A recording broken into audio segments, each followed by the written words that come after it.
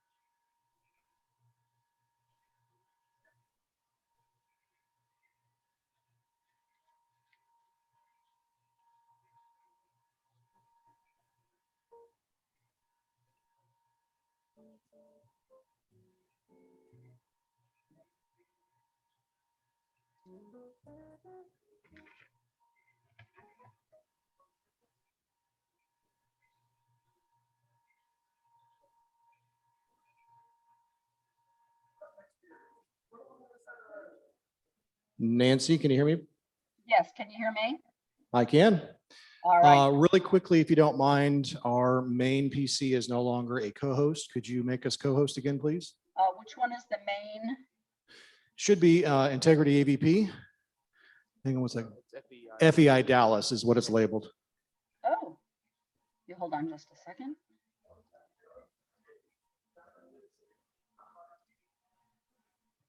Okay. Better? Yep, we got it. Thank you.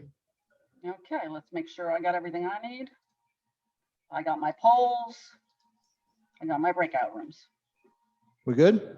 Yeah, we are. Perfect. Thank you. You let me know when we're ready to get going. Okie dokie.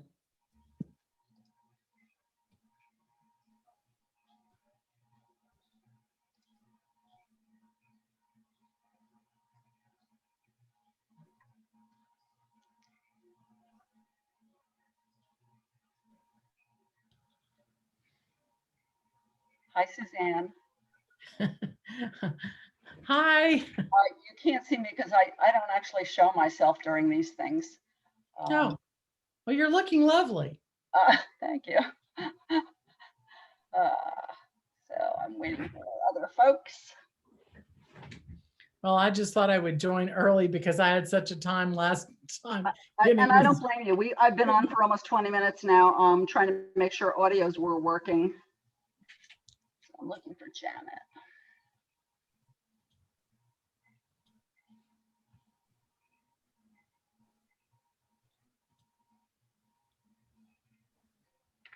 My AV guy is all set up and he understands all the questions, and we went through the transitioning of slides, so we should be good. Wonderful. Thank you. Mhm. Can you see my book? I can. It's right under the lampshade. It's not really offensive, as I've seen some of the books in some of the displays on CNN, where they have like a whole row of their own books behind them. Right. Yeah. Well, I didn't want it to be front and center, but I thought it would be nice to have it seen. I agree with you. And now that I've noticed the title of it when I was looking at through the slide deck, is probably something I'll probably get for my kids. I have a funny story about that. I was at a book signing, and this older fellow, and he was quite older, was just sitting away from where I was, and he kept watching me and watching me and watching me. And I thought, oh, I'm going to get a lecture from him about the title. I just know it. And he came over to me after a while when there was no one there, and he said, in sort of a curmudgeon thing, he's like, how much is that? And I told him, and he said, I want 3. And I want you to write in the front, Dad says, read this. Read this, yes. Oh dear, what are we doing? We're moving the stage around here. What is going on? 3. I don't know. Okay.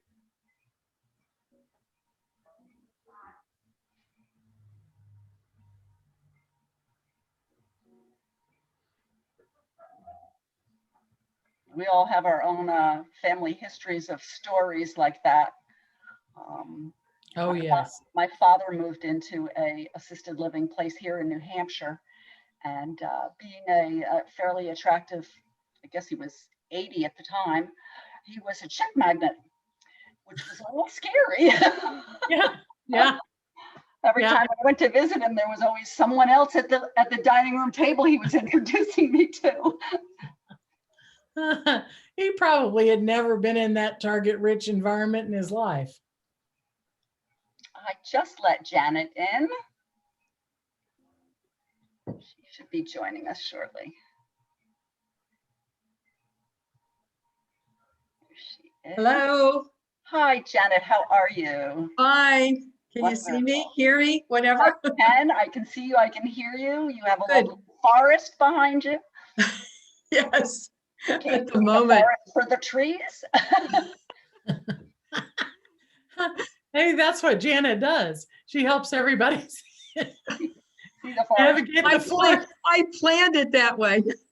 Actually, we had to make a last minute trip to Michigan. And so I'm speaking from a B&B, Airbnb in Michigan. Very nice. Very So I nice. hope everything is okay.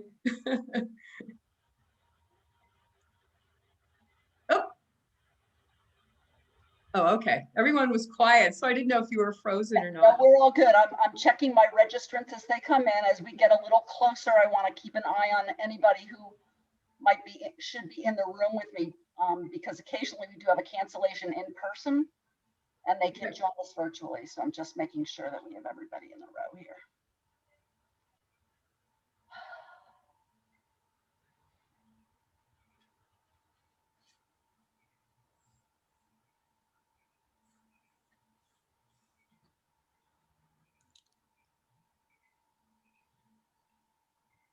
Nancy, can you hear me? I can hear you, Emily. Okay, so Art is not going to actually be up on stage since Suzanne has her presentation. You know, he's not going to really interview her. So just letting you know that he's decided just to let you take over, Suzanne, and do your presentation so we can catch Okay. it all in. Did you catch that, Suzanne? Well, who's going to introduce me? I believe Kelly will be doing it. Yeah. So when she's done with the previous one, that would be Janet. Kelly will probably thank you and then introduce Suzanne very quickly because she's already done the brief intros at the very Right, beginning. okay, So it'll be a very brief baton toss. okay. And Let then, me, yep, go ahead, Janet. are any of us going to be on screen when we're not speaking, just so we don't do anything embarrassing? That's exactly right. They will not spotlight you, and Okay, you can turn your own video off if you'd prefer. Your okay, name will still show, and that will be great. At the Okay. end, it would be great if you all came back on, or the two of you came back on, so we could thank you in person. okay. As you can see, we have a full room. They don't usually give me this view. This is nice. I usually get to stare at the podium for the first 10 minutes.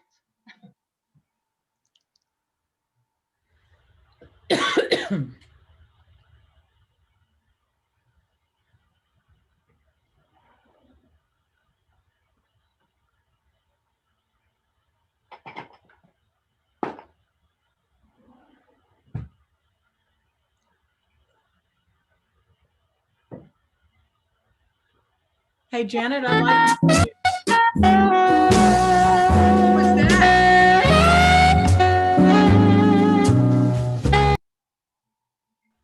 How about that now?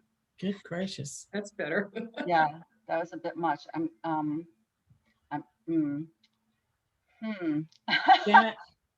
Janet, I'd like to send you a copy of my book.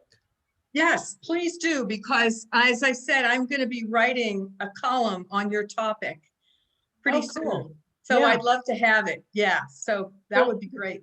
Will you email me your I address? will. I'll email you the address. Yep. Okay. Yeah.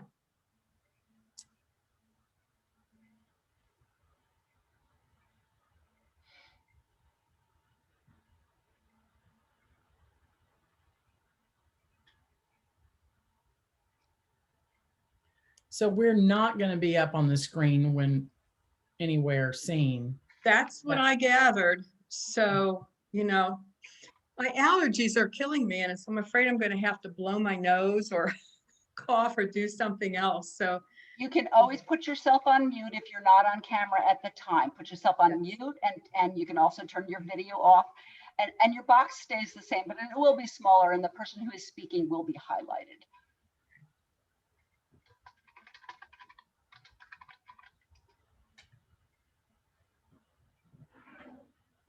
All right, we're getting close to the point where I want to let folks in the room, and it gets a little crazy when they start coming in because most of them have their video off, but the minute they get in, they'll try to turn their video on, and I spend a lot of time turning their videos back off. So bear with me, ladies.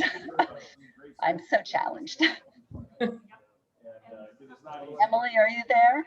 I am. I don't mind handling that if you want me to. Yeah, you can. Once I open the door, that's great. Okay.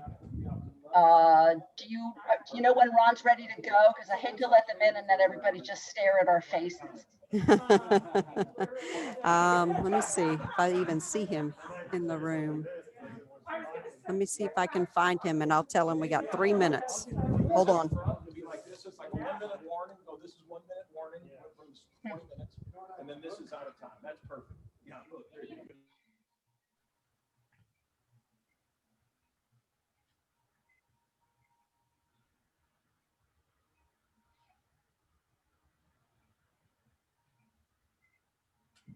Okay, folks, let's do it. This is the part where I get anxious, as you can tell. I don't blame you. You know, because anything can go wrong at this point. All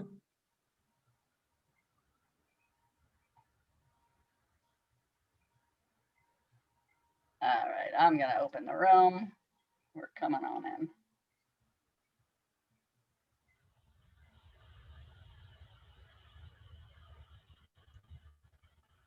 Great. Yeah, yeah.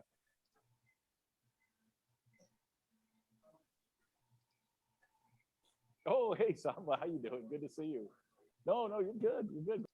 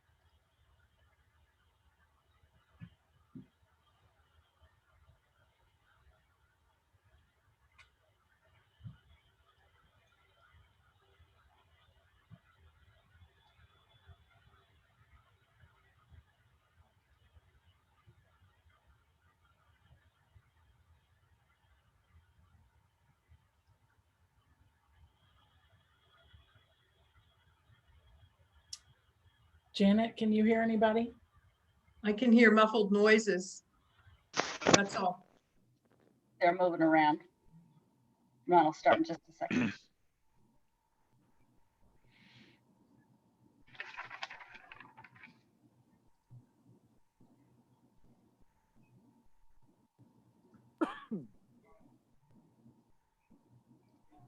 My 8th grader keep watching Ghost Adventures, and I keep remember our conversation about that. Those shows. It's every time he's got that on, and you were saying your boys really like that show too. Yeah. Good luck, everybody. What's that? Good luck, everybody. Oh, thank you. Set that bar low. Last session of the year here, you know, it's always kind of a big milestone. Last chapter meeting before we cruise into summer. That's right. When you and Janet are done, if you want to get, since art is going to come, you want to just Yeah, okay, great. handing over to. Just so you know, I'm sitting right in front to heckle you guys. Perfect. Okay, so You bring some tomatoes? No, I just verbally have. How to take care of old people without losing. Okay, got it. I'm going to mention that in my Okay. general introduction, but it was more of a, all right, thanks for being Janet. Yep, got it. Susan, are you ready? That's awesome. All right, let's get started, everybody. Take a seat.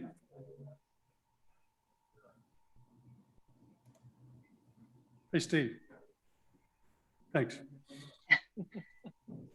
Deborah did that to me last Deborah did that to me last year, so turnabout's fair play.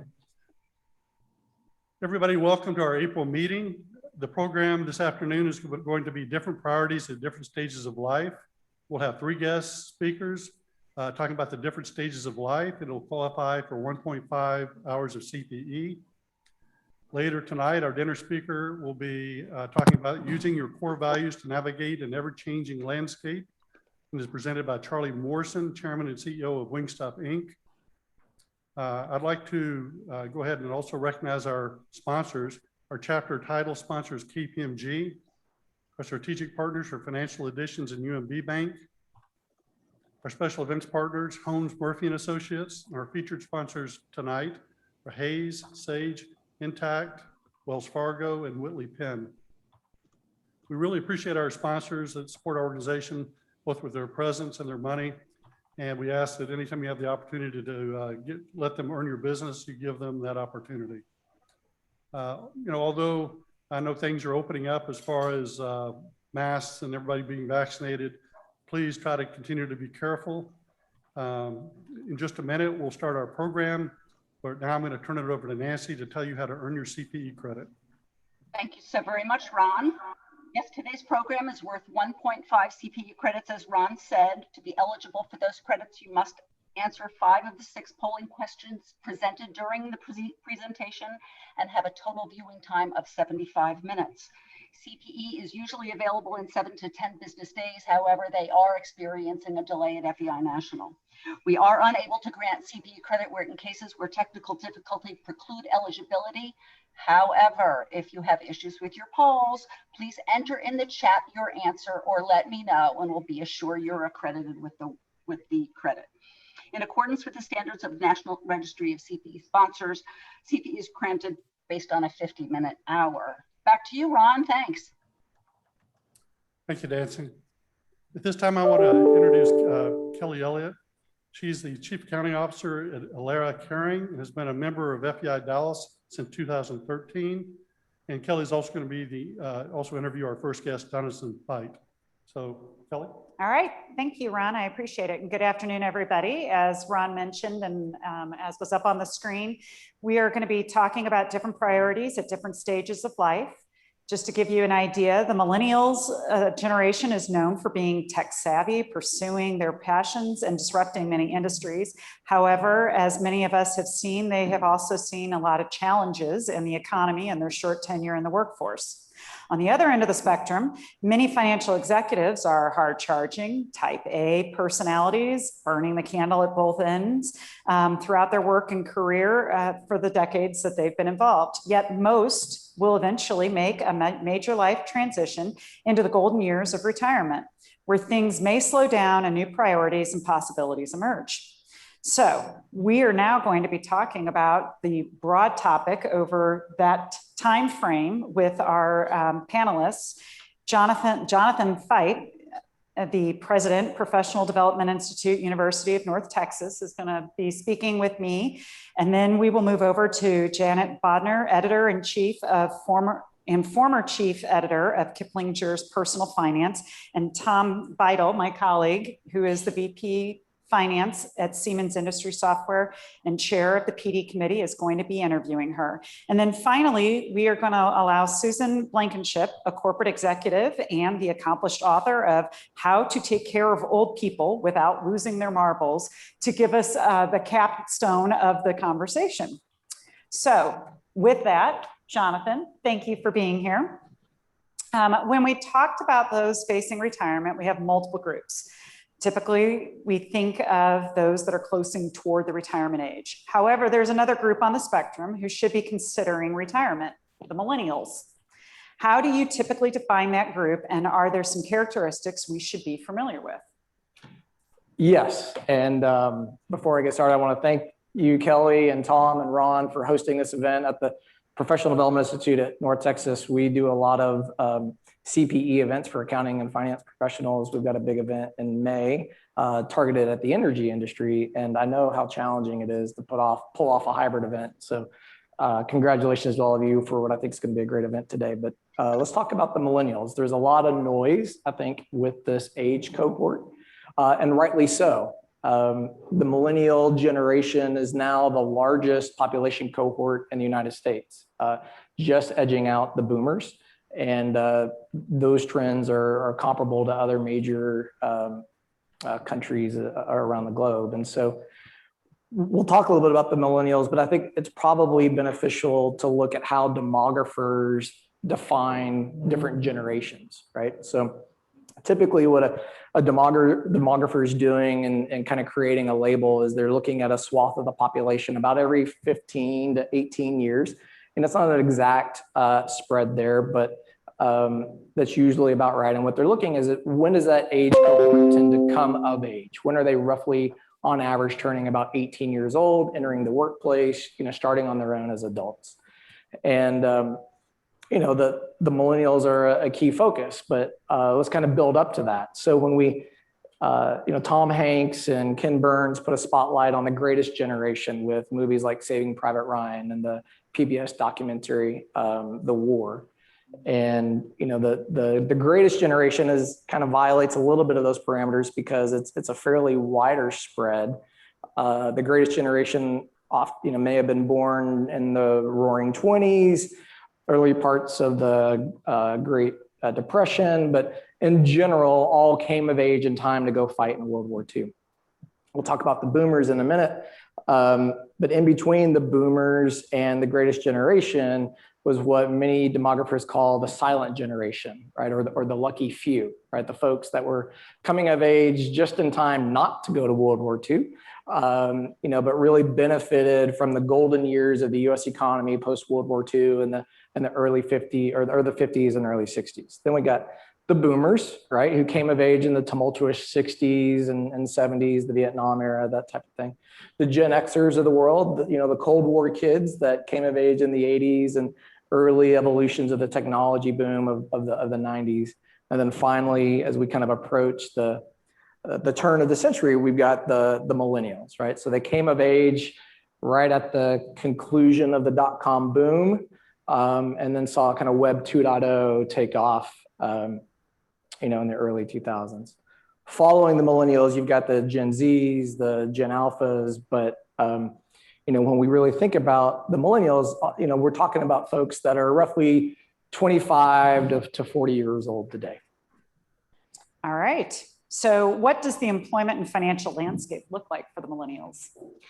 Well, it's been tough, right? I mean, this has been a generation that has been marked by kind of financial trauma, right? That came of age first with the dot-com crash. Then you got 9/11 and kind of the perpetual war on terror. Just as kind of the mid 2000s was kind of heating up. Then we have the great financial crisis and all the pain that was associated with that. You had an incredibly long recovery, an incredibly slow 10-year recovery coming out of the great financial crisis. And just as that recovery was gaining some momentum and employment numbers and job gains and pay increases were starting to take off, we get hit again with COVID. So over the last 20 years, again, this group has been kind of marked with financial pain, and yet they're the highest on average. They're the most educated population cohort that we have in the United States. Unfortunately, over the last 20 years, they were looking to get a job when the job market didn't really need them, right? And so that created problems. All that great education also created a mountain of student loan debt, right? We've got $1.5 trillion of student loan debt in the United States, larger than all auto loans out there, only second to mortgage debt in the United States. This marking of this financial trauma in the early earning years, y'all are finance executives or accounting executives. And so you probably know the story that I often tell a lot of my students at the end of the semester. If you take two 18-year-olds, one starts dollar cost averaging into an investment account from the age of 18 to 26 and then stops and lets the market do its thing. The other, because of life and everything else, doesn't get around to investing until they're 26 and they dollar cost average in consistently till the age of 65, assuming standard market returns. The first person actually has more at the end of the day. the compounding force of those early savings and the market returns, creating the snowball effect is really, really powerful. And yet the millennial generation, kind of got stunted from that. And so that's been a big issue. The student loan debt is a big issue. We're now starting to see that play out in politics, right? With candidates starting to realize that, yes, the boomers show up in force, but if the millennials start voting, they're the largest voting bloc in the United States, and the biggest issue that's facing them is student loan debt. And so we're seeing lots of programs targeted at student loan forgiveness. A couple other things there is because of that kind of stunted beginning of their careers, we saw the rise of the gig economy. Now that kind of paralleled the rise of the mobile phone and Uber and DoorDash and all that kind of thing. But, my father of the greatest generation worked at General Electric for 45 years, right? And then, because he liked to work, he continued to work after that. And as a Gen Xer, I started, at the strategy practice at Anderson Consulting, now Accenture for a decade. And then I launched my hedge fund that I still run. I've been doing that for more than a decade, and I've been affiliated with UNT for about as long. The millennial group is very happy to move from one gig to the next. They will often have multiple gigs, right? What you and I might consider a full-time job is often just another gig to them. And that is kind of pervasive in their seeking of work experiences.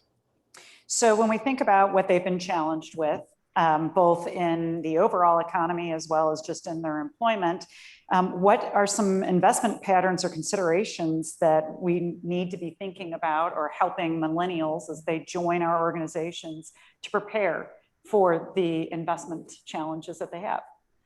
So there's a couple things. We'll look at both kind of the workforce a little bit more and kind of the investment side. I mean, clearly this is a tech first group, right? And so they are very comfortable with their self-service applications on their mobile phones, the social media apps. They are eager to kind of do things on their own and, within their community, but yet they're still eager, data shows, to seek open and active communications. They want real-time support. Whether that's from their financial advisor, giving them coaching and opportunities for growth, or in the workplace, they're seeking experiences, right? Because of some of that stunted initial job landscape and income growth, yes, they've been delayed in household formation in relation to other peer cohorts, later in starting families. And so what you find is that whether it's because of just financial wherewithal or their desire to pursue other things, they're much more interested in experiences rather than things. And so their investments and their time are going towards that on the financial side. You also find that in the workplace, because of this kind of gig economy and this experiential learning landscape, it's incumbent on executives to figure out, well, what is your workforce strategy tied to this, right? Do you have an active training program? Do you have an active workplace experience management program that's going to bring those experiences that they desire to bear, because that experiential economy is playing out in the workplace as well? Okay. What should we be thinking about in terms of the aging boomer population and how it is impacting millennials? We talk sometimes very, just siloed, millennials, Gen X, the boomers, but there's a tie in there. So how should we be thinking about that? Well, it's a bit of a mixed bag. I mean, to some degree, you've got an aging boomer population that's still very happy to work. And so that, again, doesn't, once those people leave, there's going to create lots of opportunities for those folks to rise into executive positions or to leadership positions. And where are the companies doing to enable that? But those boomers may not leave today, right? They're happy to work longer.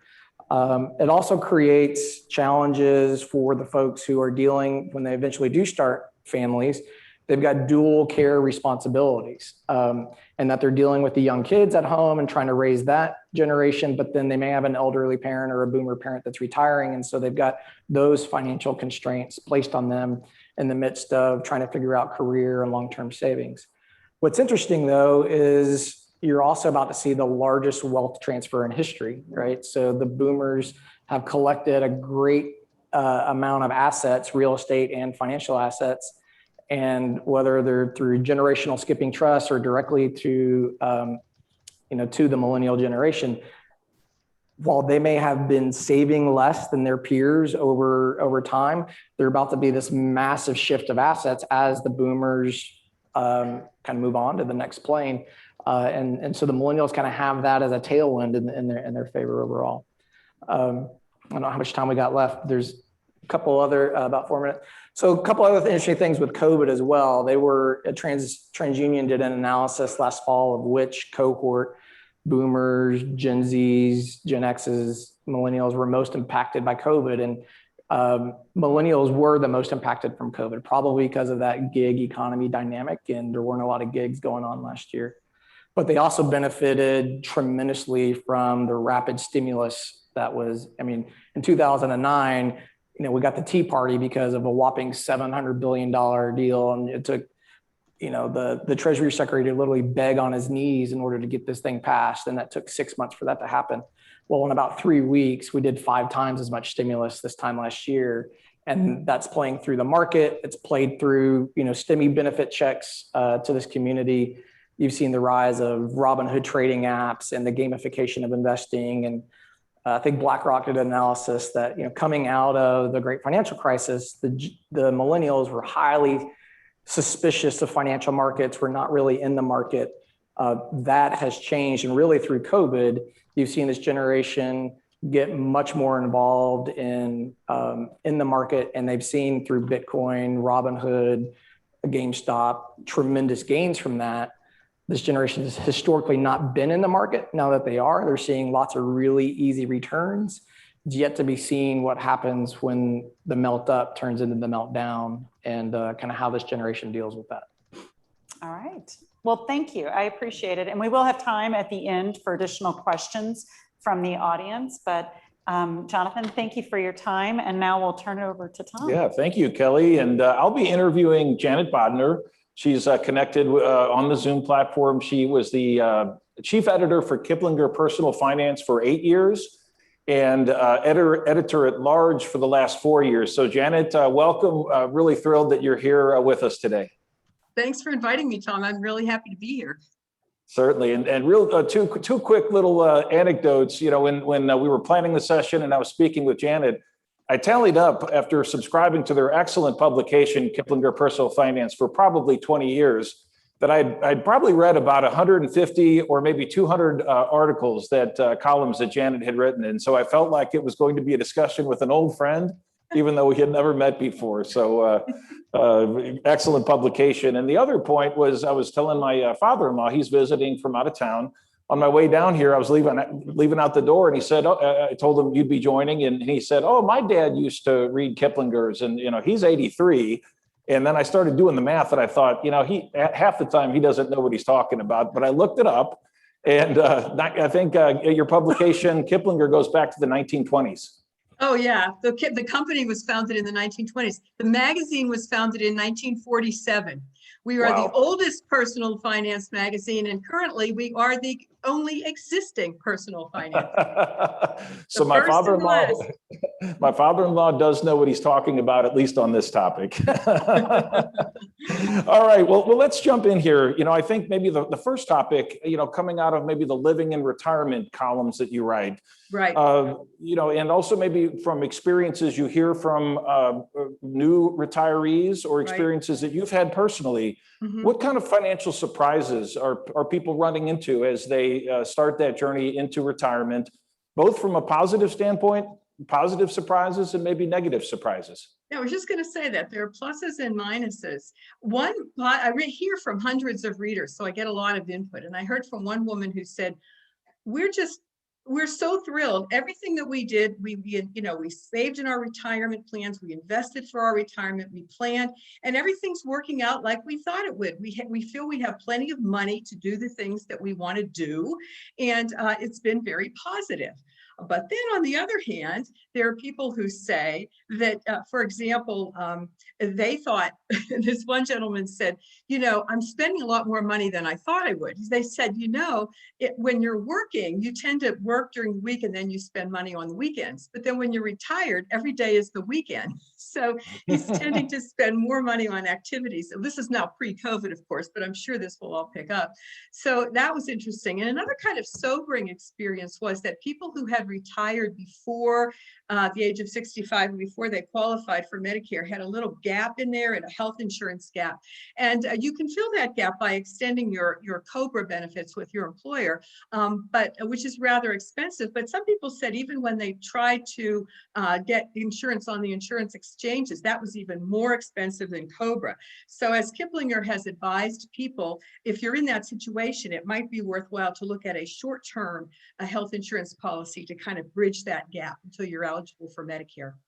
Mm-hmm. And with, I think we have a statistic that over 40% of our membership here at FEI Dallas is 60 or older. These are the types of topics that are probably on the near-term horizon for a lot of our members. Mm-hmm. And then how about finding that balance of, oh, I'm sorry, there's a polling question. I will turn it over to Nancy. Please, Nancy. I just wanted to share those results because we did the polling question in the dark behind the scenes. So the results are on the screen. If you can see, we have 1% of the polling takers in the virtual audience are in the silent generation, and 54% are in the baby boomer generation, and we have 35% in the Gen X. And I think that's pretty incredible, and that we have another 1% in Gen Z. So Alice, you're very diverse. Excellent. And Nancy, jump in with those polling questions whenever you need to. Thank you. Janet, maybe the next question, how to find the right balance. I think, a lot of folks when they're in their working career are maybe very comfortable investing in equities, maybe S&P 500 index, maybe a heavy weighted equity approach. And, really, I think one of the points out of a recent column was, retirees getting to a mindset so that they can watch the stock market with curiosity or amazement, but not with fear or dread. What would your advice be to find that right balance individually? Well, a couple of things. I think the first thing that's really important for retirees, and that as a retiree, I can say this is true on my own behalf. If you have a steady stream of income from some source, that is really, really important. And that source can be a pension, a pension if you're still fortunate enough to have one. It can be Social Security, which is a wonderful pension, especially if you can wait until age 70 to maximize your benefits. It could be a very short-term annuity, a very plain vanilla annuity, no bells and whistles, to just get you to that period when you might want to start collecting Social Security. But in any case, you would want just having a steady stream of income from some source really, really helps you a lot. And then the second thing I would say is you have to know what investment allocation is going to help you sleep at night. Now, a lot of people are saying that with low interest rates, number one, and long periods in retirement, number two, people may have to adjust their stock allocation up in retirement. And, we've seen that happening, I think, perhaps with the recent, things that are going on in the market. But you always have to keep in mind what you feel comfortable with. Some people say, I've heard some advisors say that you might want to have 40 to 50% of your investable assets in stocks in retirement, but that may be way too much for some people. And so you have to know what you can sleep with, just like, you said with the quote in my magazine, said that you're not going to be panic stricken. You're going to be curious about what's happening in the market, but you're not going to be losing sleep over what's happening in the market. So that's very important. Yeah. And back on that point of a, steady income stream, I've always thought of retirement is you just check out of the workforce. You don't work at all. And I think you're seeing that the reality for a lot of folks is that maybe isn't the case. And it's even the case that they want to continue working in some respect. Can you speak to that in terms of, just your general feel for what percentage of people, when they're retired, still, have their toe dipped in the water with some type of employment, part-time work to generate that stream of income? Well, one thing, Tom, one thing that we find from research that's been done on this is that a lot of people say they would like to work at least part-time in retirement, but when they actually retire, they don't necessarily do it for whatever reason. You know, maybe they have health issues, maybe, you know, life intervenes and they have family situations. And so, you know, it's very individual. I just want to say overall, retirement decisions are totally and completely individual. You can get a lot of input, and if you're preparing for this, you should get a lot of input from people you know who've been retired, from your employer, every source you can get. But in the end, it's a very individual decision. So, you know, that's kind of what you know, people are thinking about. And do you want to work? A lot of times, people want to work not to earn extra money, but just because they miss the work atmosphere. And I'm guessing that since you have an audience of a lot of, you know, financial executives, that may be the, you know, the case with your group, that, you know, people have spent long hours working, they've spent long years building their career, and now suddenly, oh, now what? And they miss this daily schedule, you know, they miss the contacts they have at work. And so a really large number of people who do, retirees who do go back to work, do it because of the social contacts and not necessarily because of the money.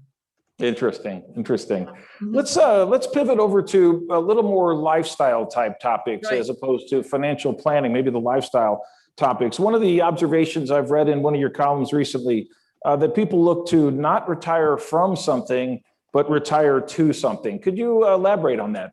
Yeah, that's really pivotal. And, you know, and again, because you're a group of financial executives, I'm assuming that you've, you know, you're thinking about the finances of retirement all the time. But what people frequently forget about, and I hear this from financial planners, from financial advisors, is that they don't think about the non-financial aspects of retirement. What are you going to do with all this time? And again, it's a very, oh, there's so many things here. Oh, also, an additional thing that kind of goes along with that is, what about your spouse? Are you going to be retiring with your spouse? Is your spouse going to continue working? And do not ever assume, ever, that your spouse is on the same page with you as far as retirement is concerned and what you might want to do in retirement. So, you know, maybe you want to travel and your spouse wants to stay home and stay close to the grandkids. Maybe one of you wants to move, one of you does not want to move, you know, and you really have to think about all this ahead of time. And what is it that you're going to retire to? Some people have hobbies that they can't wait to, you know, to develop and work on more when they retire, but that's not the case with everyone.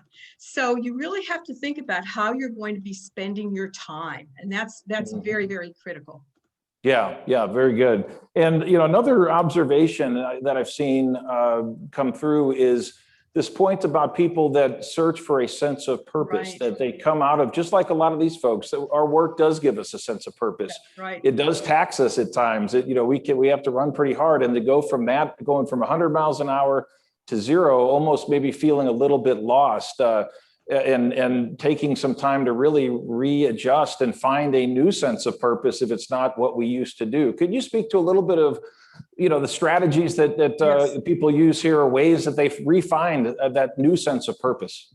You know, Tom, I had a question, just that very question from a reader, and I put that out there to my reading audience, and they inundated me with wonderful responses. And the first question was, it was from a gentleman who'd been retired for 2 years, and he'd had a pretty good retirement. He was happy with his retirement, but he couldn't find that sense of purpose that he had with work. And how could he get that?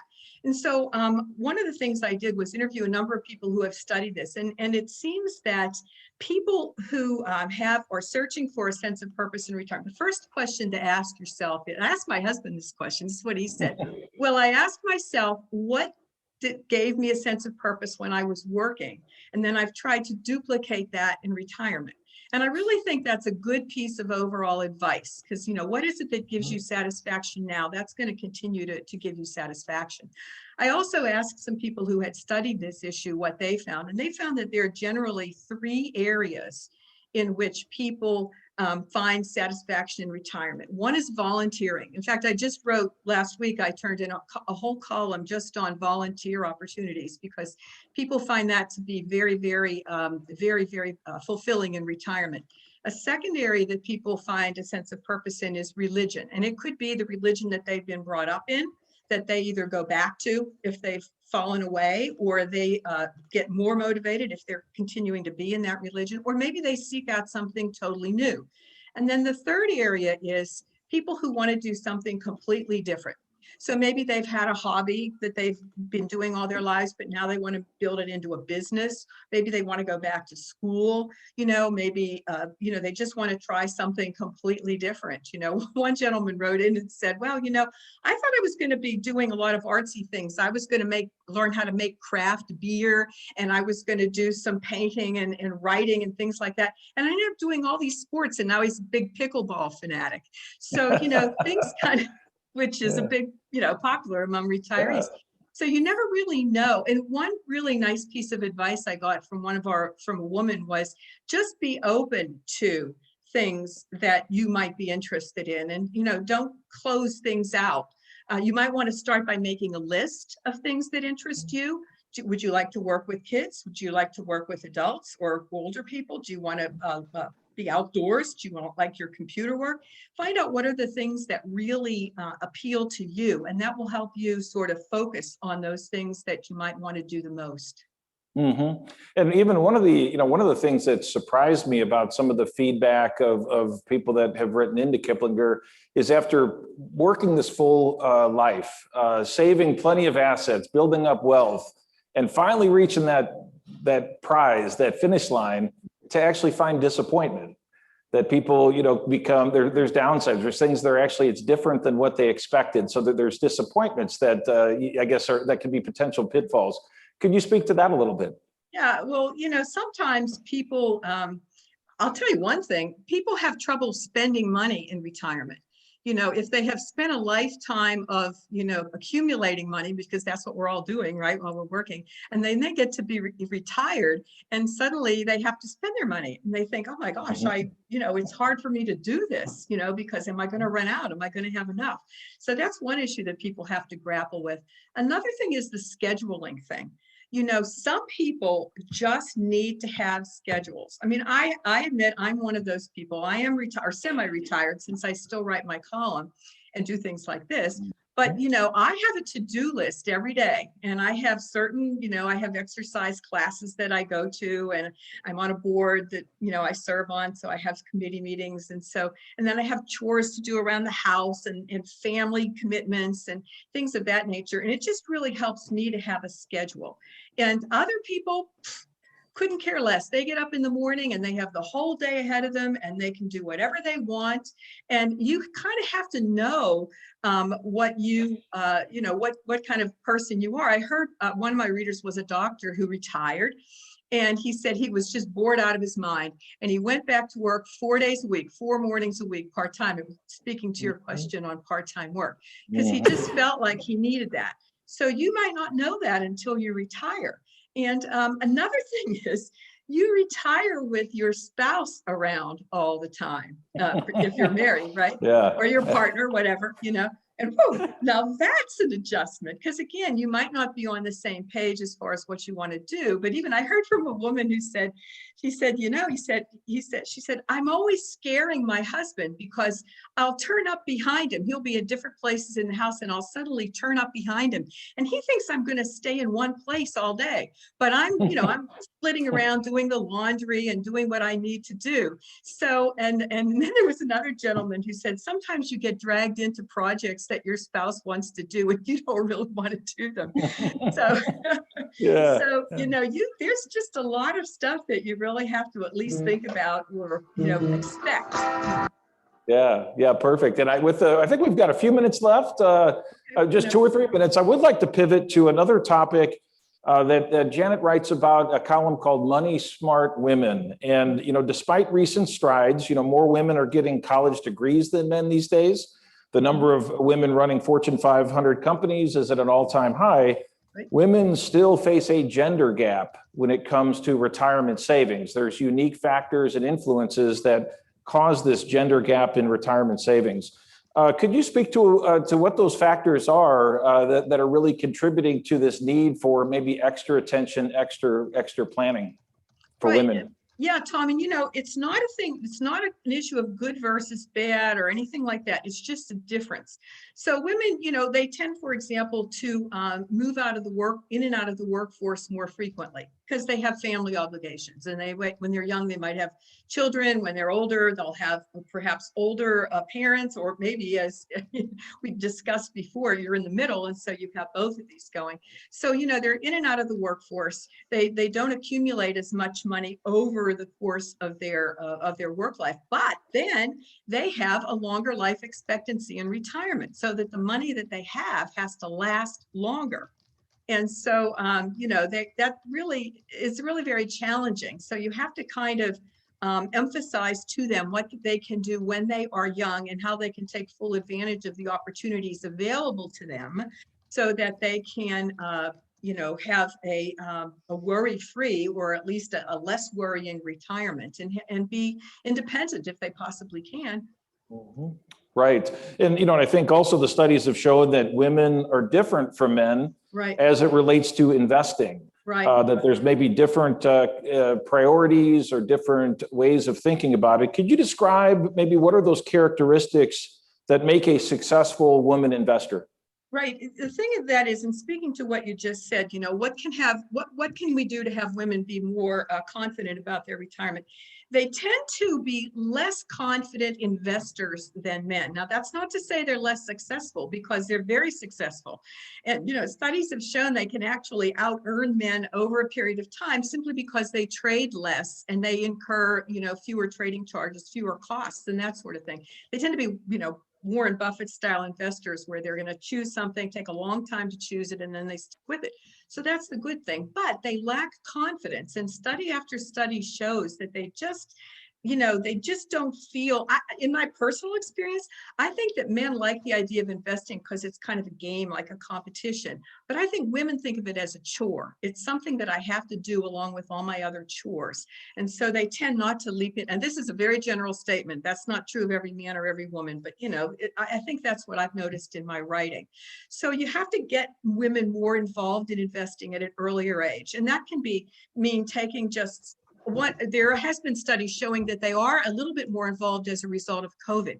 They're taking a longer look at their financial planning and a longer look into the future at their investing. And I think that that's a really good first step. Just having discussions with your spouse or with an outside planner is a good first step. Education, women are very, very open to education as far as investing is concerned. So opportunities for that can be really helpful.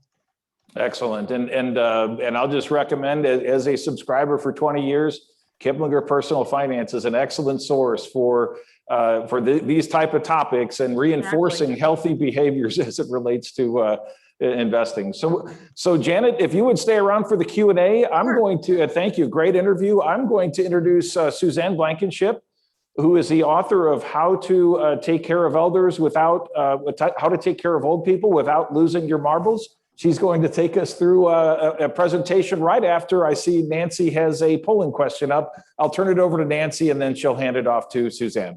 Thanks so much, Tom. Yes, your third polling question is up on the screen. How many more years do you expect to work until you retire? 1 to 5, 5 to 10, 10 to 20, over 20. I love work, I'm not retiring, or you're already retired. Those are your choices.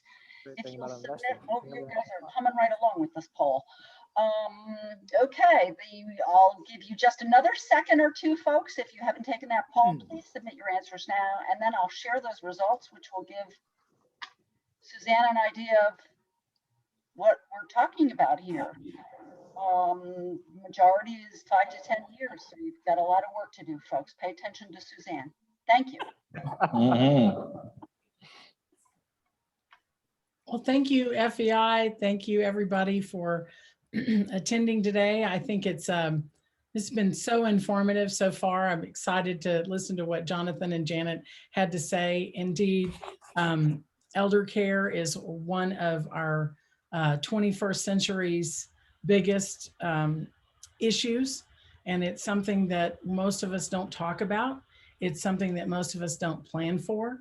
And so that's what I'm here to talk to you today about. I've only got 20 minutes, so I'm going to really give you a top line of the whole subject, but I wanted you to know, first of all, you guys are a lot of movers and shakers, and you've got personal goals and you've got professional goals, and you probably have a bucket list.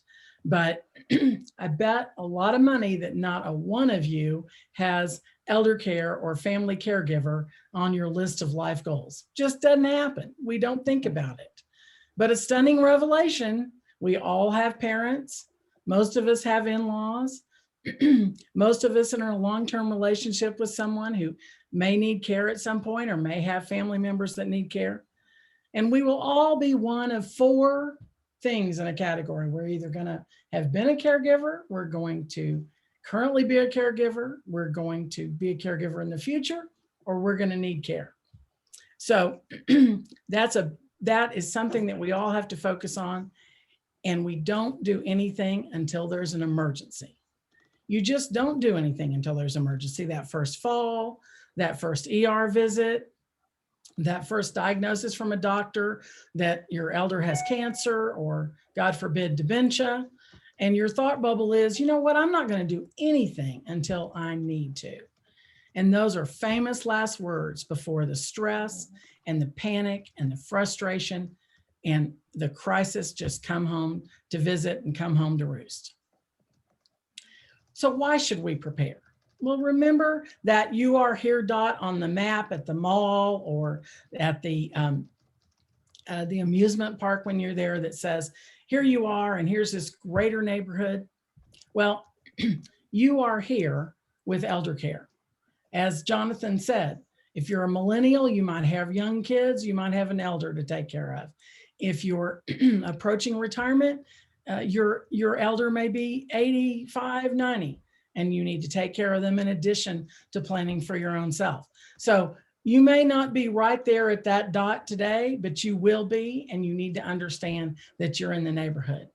Most folks think their parents are fine, not going to do anything until they need help. Adult children rarely plan for when their parents need help. And those retired or retiring rarely think about discussing their preferences with their kids or their adult their adult members of the family.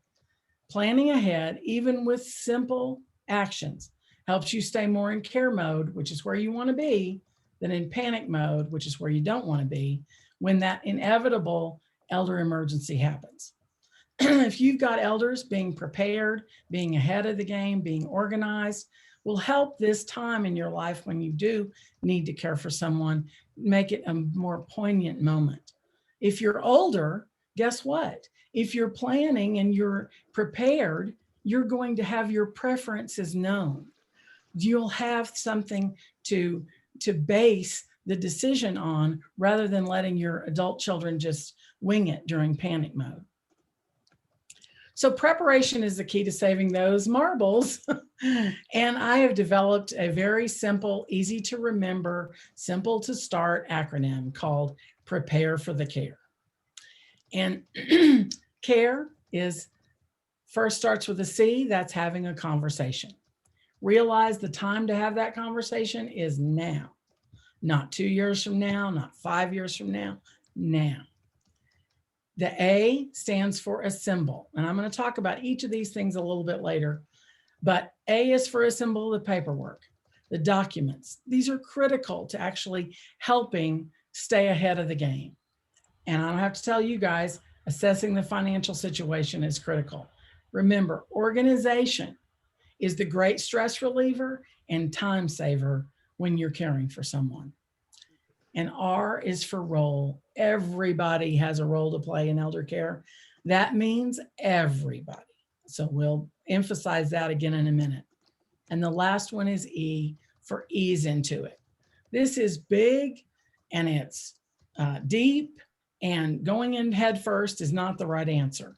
You stick that little toe in first. You start with simple steps, one step at a time.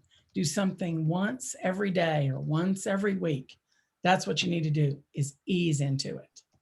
So let's start with that conversation. What does that look like? Well, I think everything should start with a piece of pie. So you get a piece of pie, you have everybody around, family powwow. And I do mean everybody. It's a tough subject, but you gotta start. You want to talk about plans and preferences and next step. Who's going to do what role? Who's going to physically care for mom? Who's going to do dad's online bill paying? Where will they live? Are they going to live with you? Are they going to live near you? Are they going to move to a retirement community? What are the red lines that everybody says? Maybe somebody says, you know, I'm just not going to do that. You need to know that, and you need to know that in advance. And by the way, elders bluff. If we're elders, we know we bluff.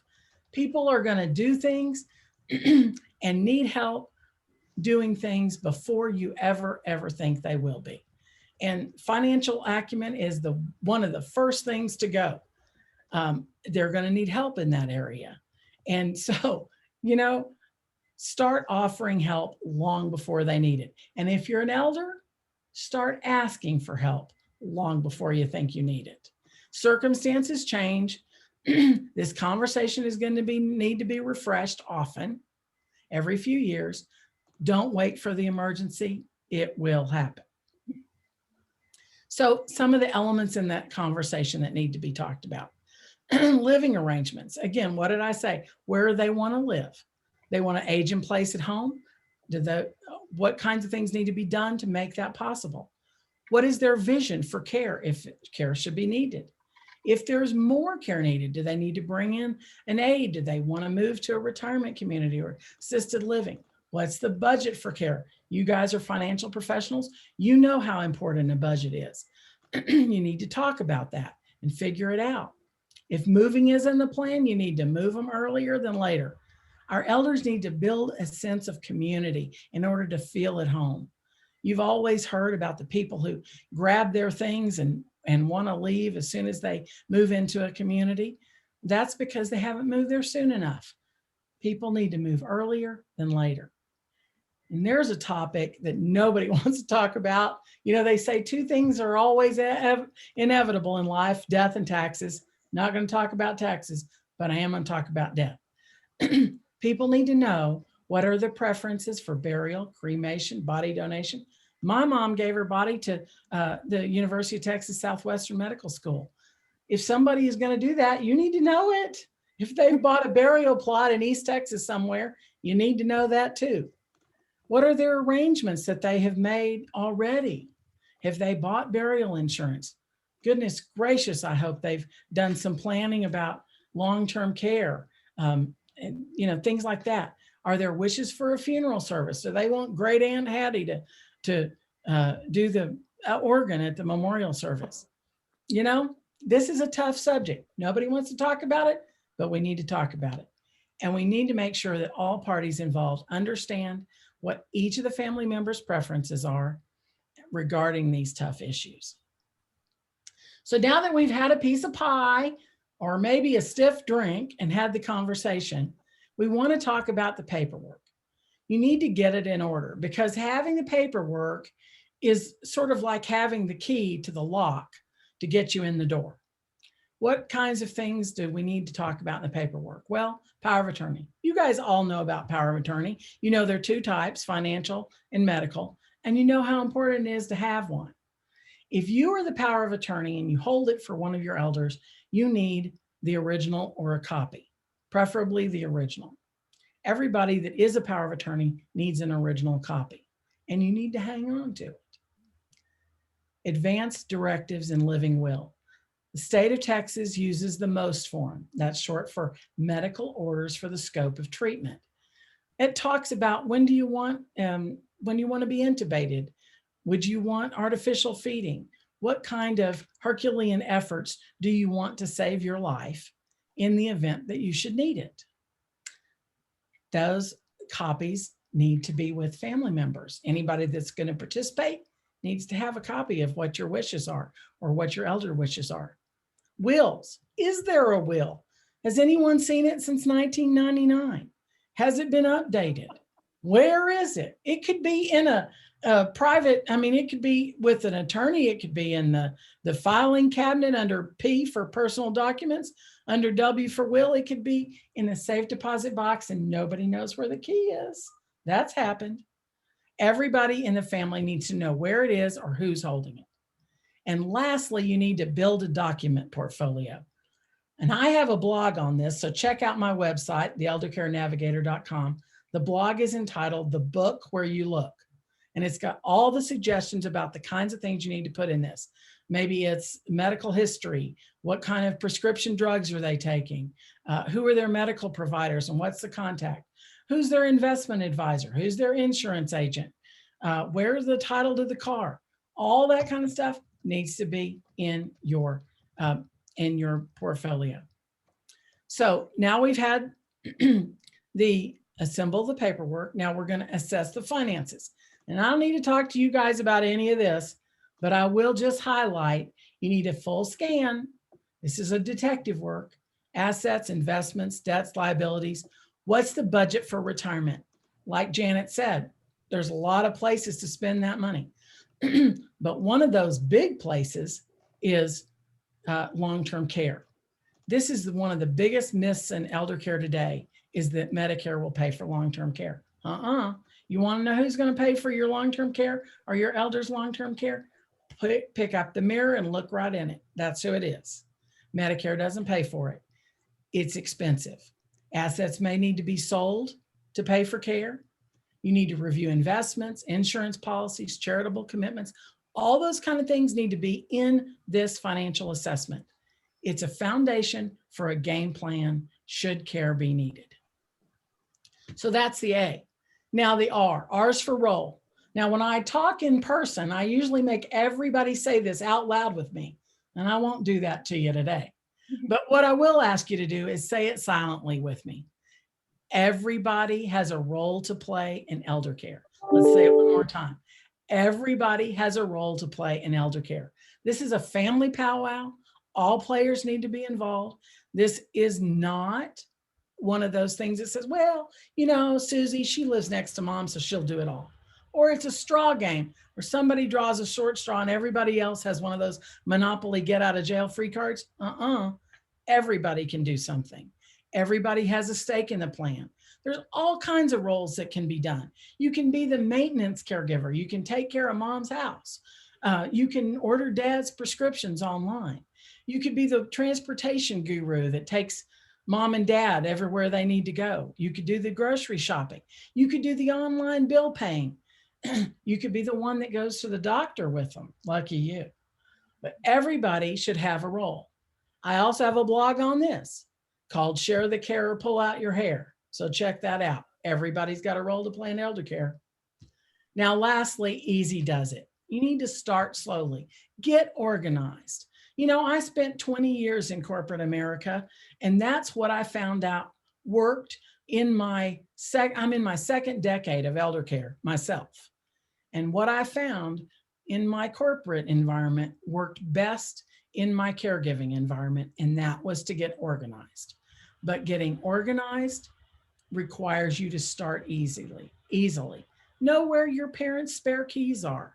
Are they under the mat? Are they in that quote unquote safe deposit box that nobody knows where the key is? Where's the power of attorney? Where are the advance directives? Know all these things. Introduce yourself to the neighbors. Walk up and say, hey, you know what? I'm Suzanne. My mom lives next door to you. Here's my contact information. Call me if you see anything funky. And I'll call you if I need to ask you a question about how mom's doing. You need to share important contacts among the family, medical providers, the attorney, financial advisor. All those people need to be known to everybody in the group. Start by attending the doctor visits together. You don't have to talk to the doctor. All you have to say is, I'm here to support mom or dad. Become an advocate. Allow yourself to have an advocate if you're the elder. Start gradually. Maybe you just help your elder start with online bill pay. If you're a millennial, you know how that is not something they're doing. So ease into each other's personal moments.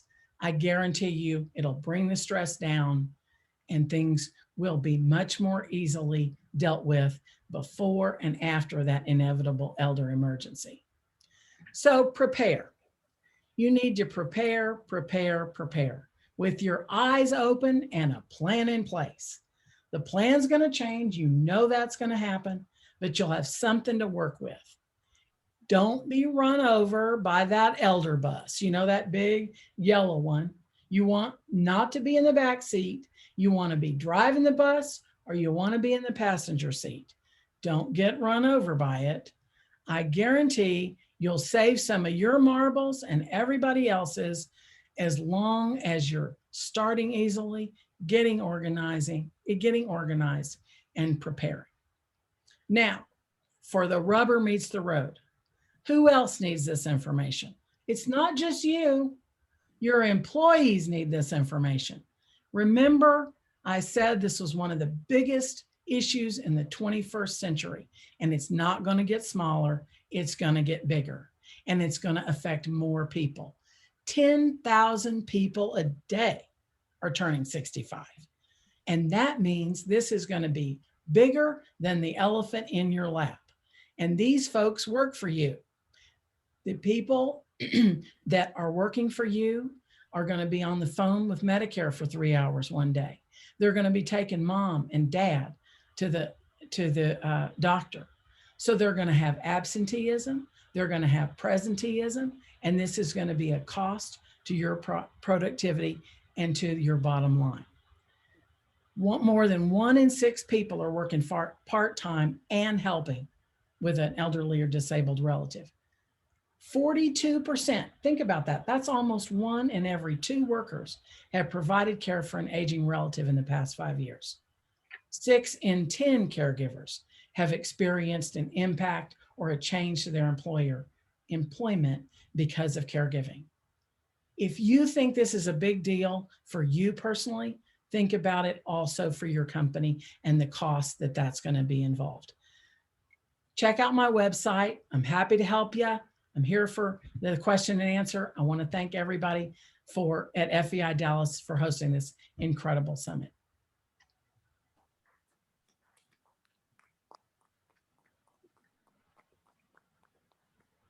We went through a variety of perspectives. Started with millennials. Jonathan did a great job. We talked about perspectives of the working people, how to prepare for retirement. And at this point, we'd like to open up the floor for questions. The topics we touched are important in everyone's life. So we just wanted to open the floor and see if you had any questions specific to your situation. I might jump in with a question for Suzanne. Suzanne, if you can hear me. Actually, 2 questions. One was, I think you mentioned the importance of having original power of attorney and those types of documents. Could you speak to in this, this digital age, whether soft copies, they're originals, but they're in a digital format, if that's acceptable. And the second question I had was that, after having these conversations with my parents in the last year, 18 months, at some point, if an elder family member is not willing to have the conversation or just seems to want to kick the can down the road, do you have any reverse psychology type strategies to use that might get them off the dime and actually making a decision to move forward? Sure. Well, Tom, those are 2 incredibly important things to consider. In terms of the soft document copies, it really depends on who you're talking to. Some people, I cared for my mom who lived in Dallas, and I live in Colorado. And so there were some places like CVS, for example, where I could send them the document and they would, scan it in, send it to them, and they would accept it. However, there are places that do not accept, anything in the soft, document category. So it really is going to depend. I would recommend that everybody have both, because it's really going to depend on who you're talking to and where you are and what the subject is. The more serious the subject, the more likely they're going to want the actual document.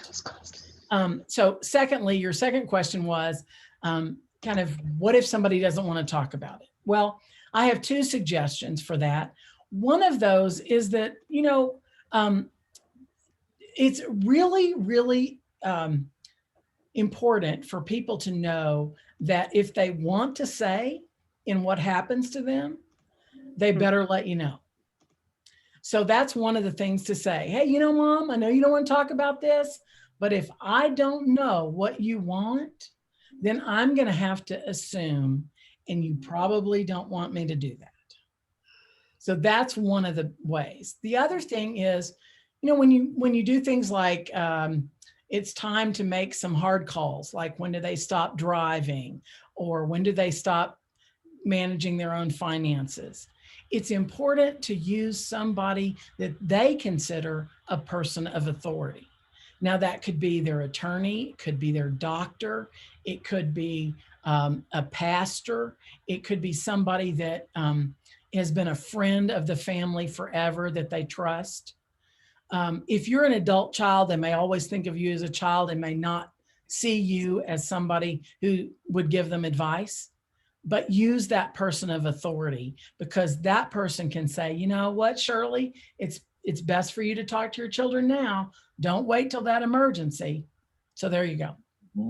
Yeah, and you know, interesting in my case, the strategy that worked was after bringing the conversation up multiple times and not having them make a decision, they just wanted to kick the can down the road. I finally said, look, I'm not going to bring this up every time we talk. I'll bring it up a year from now. We'll revisit in a year. If something hits the fan, it's on you, and it's not on me. You know, we'll pick up the pieces. But telling them I wasn't going to, you know, beat them up over it actually got them to make the decision to move forward. So it kind of a good strategy there. Let's see, Nancy, do you have any questions coming in over the Zoom platform?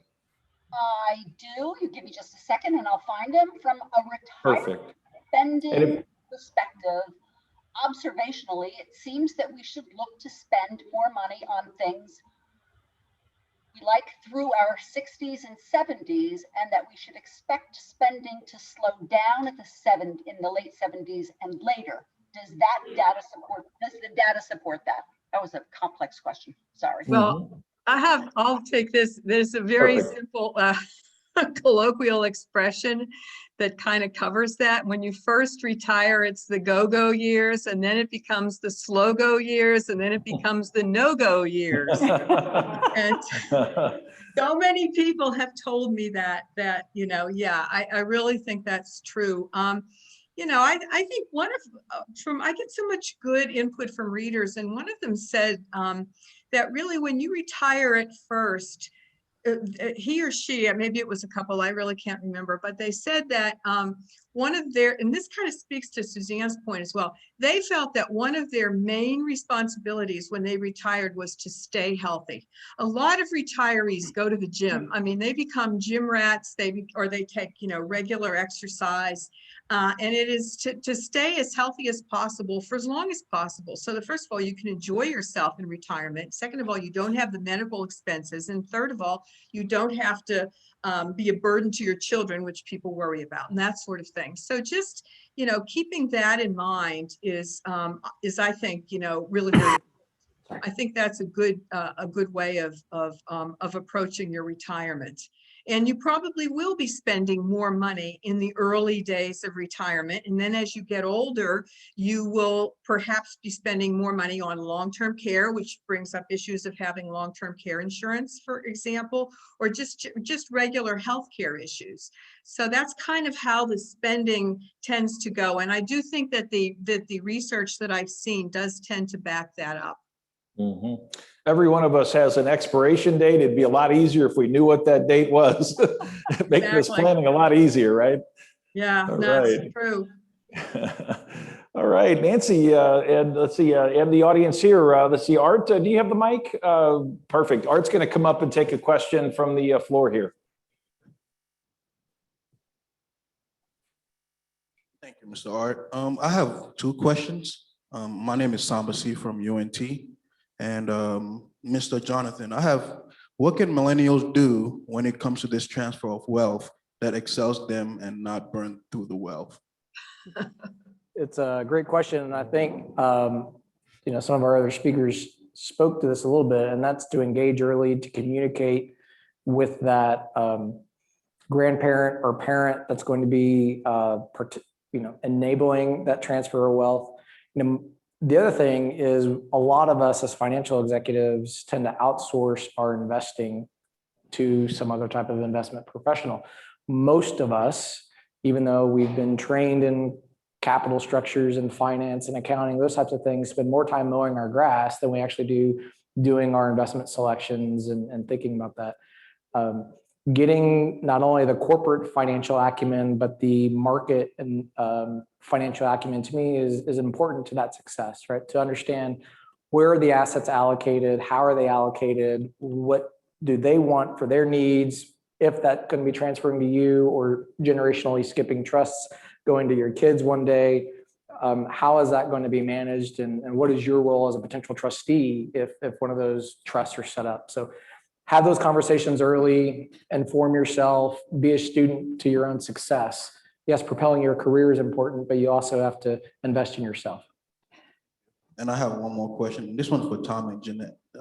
So you're talking about purpose. Obviously, after going through the previous financial crisis and what we're going through with COVID, so how can millennials go from just saying, hey, I've earned this, I'm gonna go spend it right now, but also changing that mindset with older generations like the baby boomers, when we ask them, can they give us a chance and the opportunity to show them that we can get the job done? How can we bridge that gap? Thank you. Mhm. All right, Well- Janet, you want to take that, Janet? Well, let's see. That's a really good question. It's interesting. I have a son who is he's a millennial. He was born in '82, and he has a fairly high up position in his company right now. He's been fairly successful, and he's dealing with a lot of younger millennials, and it's kind of difficult. I mean, I might actually turn that question around to some of the folks in your audience. I don't know if that's possible, but the generation, they really kind of demand a lot. They're very anxious, not anxious is the right word, but interested in getting ahead, interested in advancing. They expect a lot from their employers. That's the impression that I get from him. And, as an employer, he is interested in getting the job done. So there's sometimes kind of a mismatch, I think, between what younger people seem to expect from the work environment and what the people who are in charge, maybe the middle managers and above, because my son is only 38, want to do as far as getting the job accomplished. So I think if for your members who are all obviously executives in companies, at least being aware of that kind of, and maybe you already are because you have to put up with the kind of things that my son has to put up with. But, maybe that's what makes this generation a little bit different. And maybe Jonathan could really address that as well. But it seems to me that in the real world, those are kinds of the different directions that people are coming from, and a meeting of the minds would somehow be in order. So I don't know, Jonathan, can you closer to that generation? What do you think? I think you hit on a couple of key points. One is communication, right? And mentoring and coaching. I think that there's a perception that this digitally native, social media first generation doesn't need that mentoring and coaching and proactive communication. And while yes, getting them to get the assignment done with a text or a WhatsApp message or a tweet or something might be appropriate, there is still that need, just like in every generation, to sit down across the table and provide them that coaching and mentoring. Buffett has a great quote. We're kind of Buffett devotees in our fund. Executives really only have two jobs. The first is to hire, retain, and build the best talent. And the only other job you have as an executive is to allocate capital. How are you going to be putting the capital to work in your business to grow the business? Well, part of that capital is that human capital, right? And it kind of goes back to job number one. Find those giants that you want to stand on the shoulders of. And if you find that giant, you want to grow that giant, make them bigger and better and stronger. It's your job as an executive to figure out what will motivate that employee and pull them along. Yeah, a few years ago, we did a session in our summer programming with SMU, and we had the new dean. He was a new dean of the SMU Business School come and speak to us. And it was attracting, retaining, and developing talent in the digital age. And I really felt with some of the questions or the topics, this question around what are employers looking for in the students coming out of the SMU Business School in that case. And I was thinking the things he would say would be coding and you know, ability to write you know, software logic and all these things. But it actually made me realize, his response made me realize the more things change, the more they say the same. What he was saying is what employers are looking for is people that have excellent communication skills, that have good teamwork, that they can put in front of a client within a year or two. Which were the things that were important, I think, when a lot of us came out of school back in the day. So it was reassuring in that front. And maybe on that point, you know, with the numbers of folks that are retiring out of the workforce or scaling back out of the workforce with this baby boom generation, it would seem to create some vacuum, create some maybe opportunities for this young generation. What do you think, Jonathan or Kelly? Well, yeah, I mean, I was definitely going to say, in the environment that I have right now, we have a fair number that are in that millennial. And one of the things that we have discovered is there's a mutual give and take. They're teaching us the importance of go and find it and do it and learn it and deliver it. But what we're still needing to mentor and teach is the speed and the expediency of doing it is important, but the communication back and forth is missing. And so as leaders, we need to help them and grow them on those communication skills so that they're getting the feedback of, that was a great job. Now I need you to go do this, which is helping to build up another area of the organization to learn what you've just discovered. And it's an interesting dichotomy that we have seen, but there's definitely, you know, that learning that needs to happen on both sides. And so, you know, the feedback I would give is what Jonathan said, absolutely communicate. Don't be afraid to bring forth the idea, but be open to the feedback that you receive on it. You know, it's got to go in all manners, and hopefully your employer is receptive to recognizing that they don't always have the right answer. Mm-hmm. Great question, Samba. Thank you.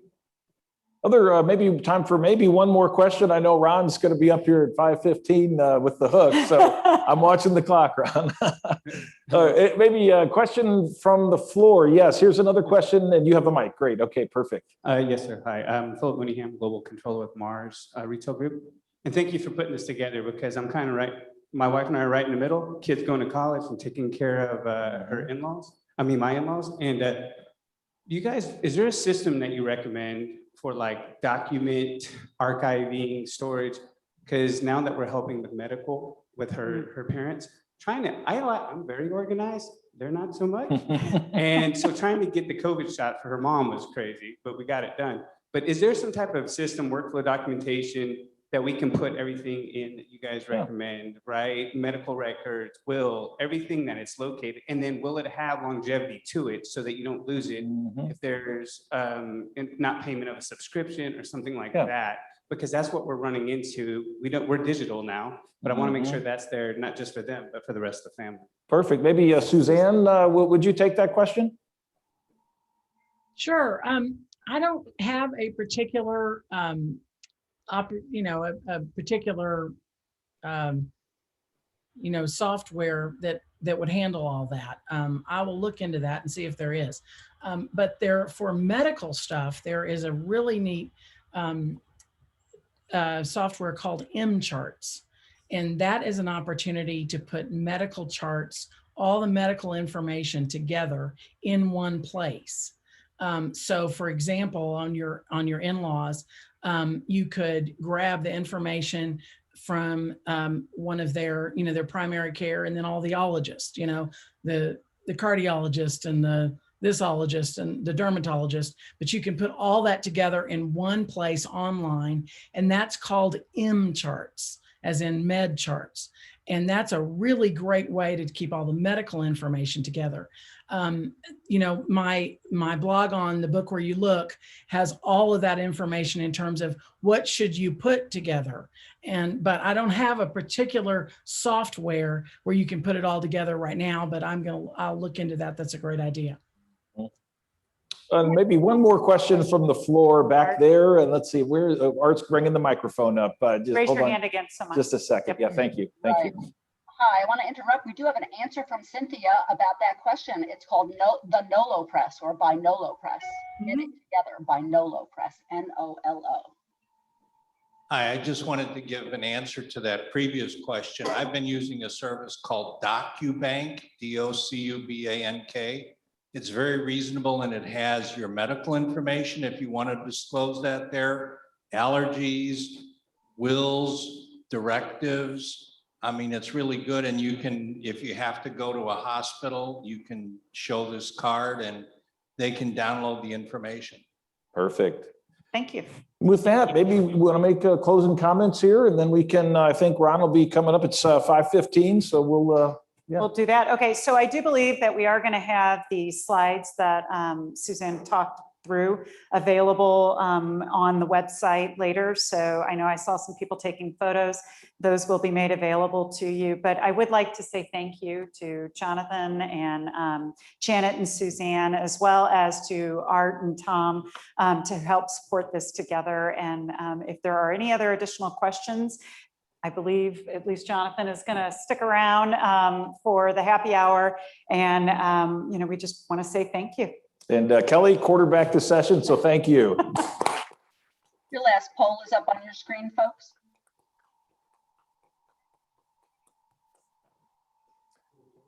Yep, Ron, take it away. I want to thank all our speakers and our interviewers for a great session. I think it impacts everybody here in one way or another. So once again, thank you. We'll now head into the social period. If you're online, we're going to do breakout rooms. You'll go immediately into those. If you're here in person, and we got a lot more people in person, probably hadn't done this before, but we're mostly meeting out on the grass outside. So you go out the back stairs, down under the grass. We also have a bar in the back of the room. There's still a little bit of wine left on the table back there. So you guys enjoy, and I look forward to seeing you guys back at 6 o'clock for the dinner session. Thank you.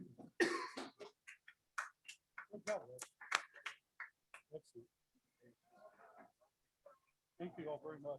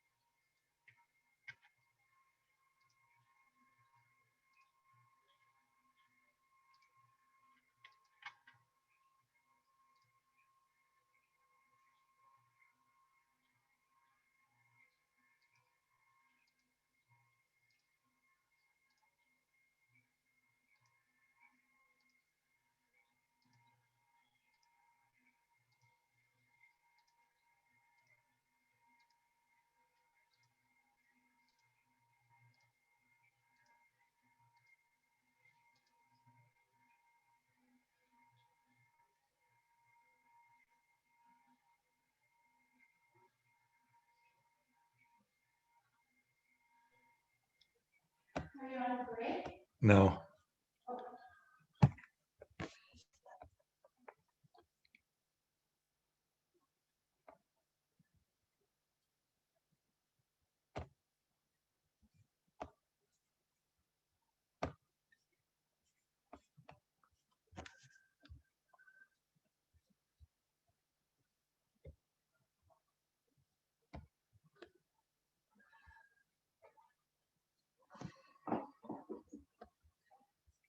Lost all my audio here.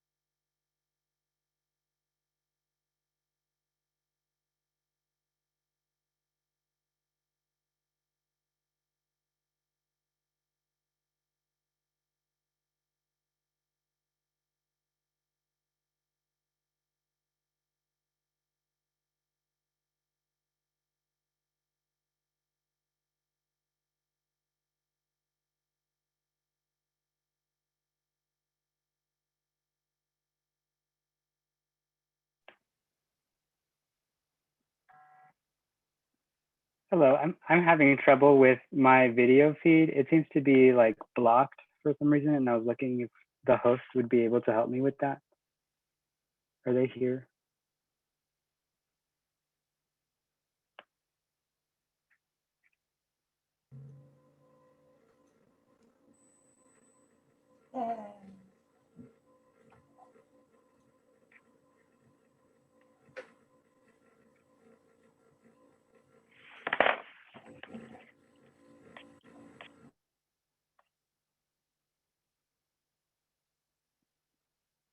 Can anyone hear me?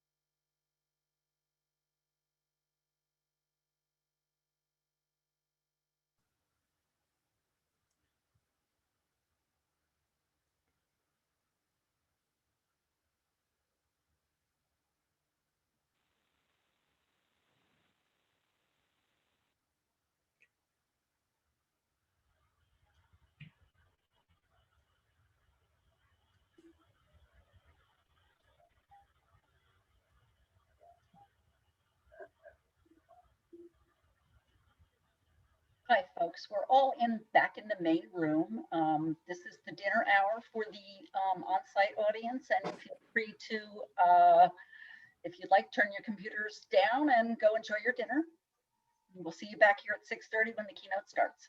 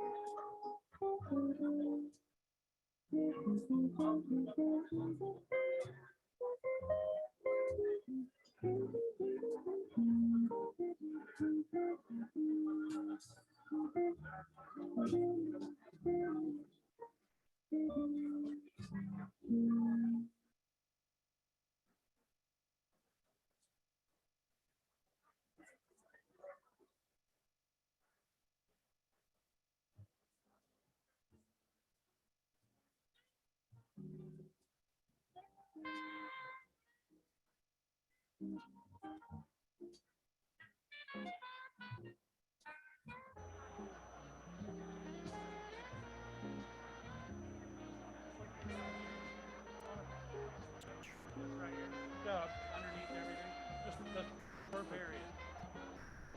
I'll take mine with me, so I'll leave it up there and do away. I would sit here, but I'll just slide my kickoff.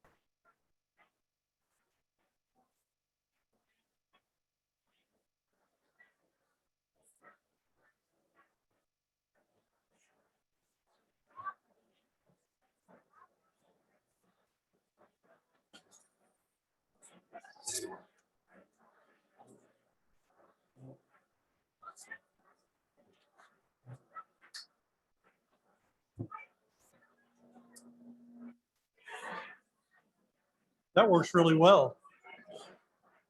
Hey, Deborah, can you shut down your table a little bit?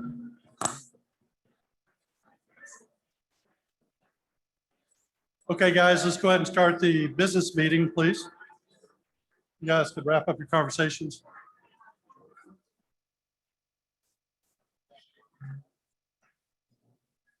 Thank you. I want to welcome everybody to our April chapter meeting, and this is our final chapter meeting of the fiscal year, which ends in June. It's also the last chapter meeting that I will be president of.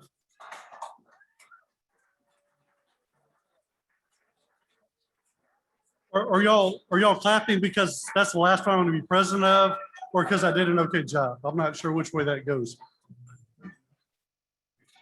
Anyway, I want to thank all of you for the great opportunity being president this year, and also to thank all of you for the help and support you've all given me this year. I think we've done the best we could to stay relevant and helpful to everybody through the pandemic. I think we've been fairly successful. It's also great to see so many people in person at Northwood again.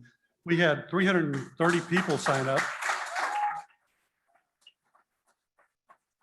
And we had 330 people overall sign up. We had 125 expected here in person tonight.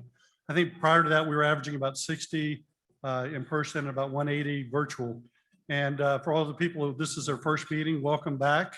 And I hope you guys enjoyed networking out on the grass. I think we ought to keep that going forward, except for the winter. I think it's really, really nice to network out in the outside like that. Hopefully, you know, now that, especially given the age of our group generally, hopefully a lot of us are vaccinated and safe, but let's still try to be safe and careful with what we do. I want to say I hope you all enjoyed the early session, which was different priorities at different stages of life. And I thank the presenters who did such a great job of presenting that. I'm looking forward to hearing a little bit later, Charlie Morrison, Chairman and CEO of Wingstop, who's going to tell us about Wingstop's journey through the COVID-19 crisis and how his team came together to manage through the crisis. By the way, we still have 2 socials coming up too. So everybody else did their socials, you know, through their term. I'm saving mine till the end. So upcoming events, we have them up on the screen.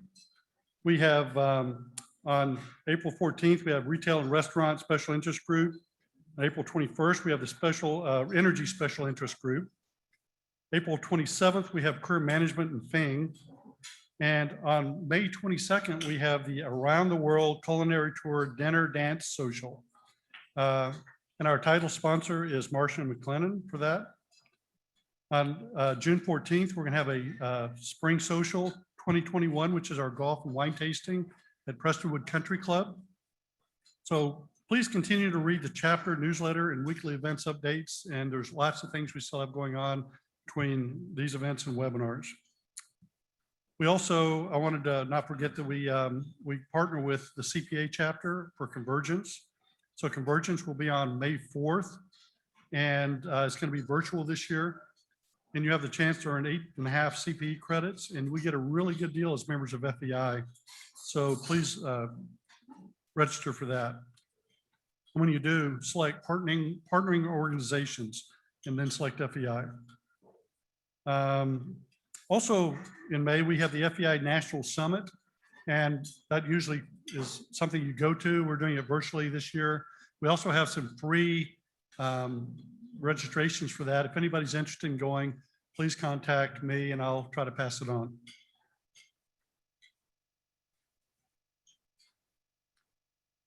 I want to recognize our chapter sponsors. Our chapter title sponsor is KPMG. Our strategic partners are Financial Additions and UMB Bank. Our special events partners is Holmes Murphy and Associates. And our featured sponsors for this month are Hayes, Sage, Intact, Wells Fargo, and Whitley Penn. Got a whole slide of all our sponsors up there. We really appreciate all our sponsors who support our organization, both monetarily and with their service. And I ask that anytime you get the opportunity to let them bid for your services, give them an opportunity to earn that business.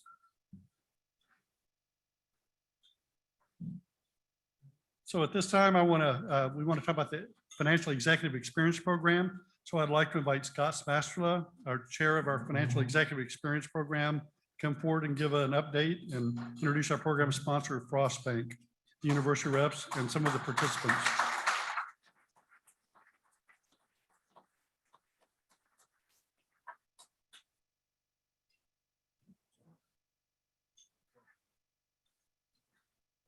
Okay. Sorry. Forgot about it. Old habit. Welcome, everyone. My name is Scott Smastrola, and I'm the chair of the Diversity and Inclusion Committee for FEI Dallas. We administer the Financial Executive Experience Program, and I'll tell you a little bit more about that later. But first, I wanted to start out with this quote because I think it's directly relevant to tying diversity to the Financial Executive Experience Program. The path to diversity begins with supporting, mentoring, and sponsoring diverse women and men to become leaders and entrepreneurs. Denise Morrison is the former CEO of Campbell Soup Company. And I think this captures the current reality in the corporate world from a strategic and tactical perspective on how best to meet the needs of your customers by developing a diverse workforce. A little bit about the Financial Executive Experience Program, which is our primary program this year. We've had the program for a couple of years. It was initially a mentoring program where we mentored students from local universities. It'd be a day with an executive, or 2 hours or whatever, and then, maybe you would see them, maybe you wouldn't. We thought that we would facilitate, more skin in the game, not only for the students and make it selective, but also make it where our mentors, which are your fellow FEI members, could get a lot out of serving as executive mentors for these students. So last year, we commenced the Financial Executive Experience Scholars Programs, working with UTD, University of North Texas, University of Dallas. This year, we added Paul Quinn College, and I'll recognize those folks a little bit later. Before I introduce our strategic partner of diversity inclusion, Frost Bank, I'd like to acknowledge my committee, Vice Chair Dinesh Parbu, Aaron Stessel, and Sanjay Nara, who we worked in tandem to put on this year's program. So thank them very much for that. I'd also like to thank Jay Smith and Ron Rushing and the executive committee for your support of the program. Let's see, and I also would like to thank Jackie and her team of the FEI chapter for her hard work and helping us put on the program. So, yeah.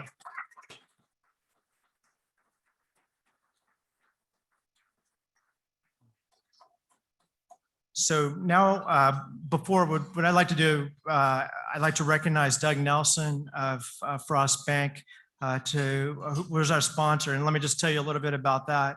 Over the last 2 years, Frost Bank has provided $15,000 in scholarships per year for the program that are passed through directly to the students who complete the requirements of our program. And let me go back a little bit. The requirements of the program as they are for the last 2 years is 6 to 8 hours, 3 to 4 meetings with an executive mentor over a five-month period. So, and just one final thing before I introduce Doug, $30,000 in scholarships cumulative the last 2 years and 500 hours of executive mentors for approximately 60 students. So that's called giving back to the community, and financial executives giving back to the community. So we'll recognize you individually, but give them a round of applause for that.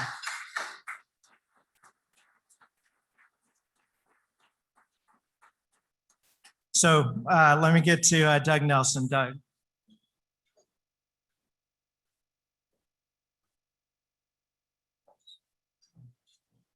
Good evening, everyone. I do want to say real quick before I share a few words, if you haven't gone out front to the table to receive your Yeti, both mentees and mentors, so a nice little gift. And then if you haven't found in the middle of your table there's a card that has both this year's participants and the prior years, if y'all are curious as to all the students. So again, thank you for having us. We're proud to be part of FEI and have this opportunity to strategically partner and really give back to the community by way of these scholarships. Frost Bank has been serving the Texas markets, both businesses and individuals, for 150 years. So it's really a great honor to be here and work with the students. I had the opportunity to be a mentor and was rewarded by their dedication and commitment to the program and engaging with me and showing their interest in what my career is. So I hope everyone had that same experience. And again, thank you for the opportunity to have us here.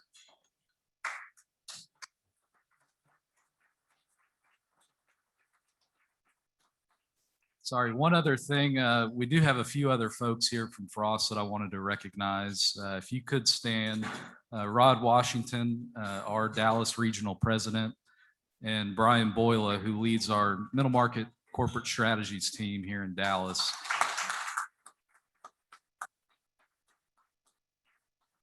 It's through their leadership and their support that makes this possible for us.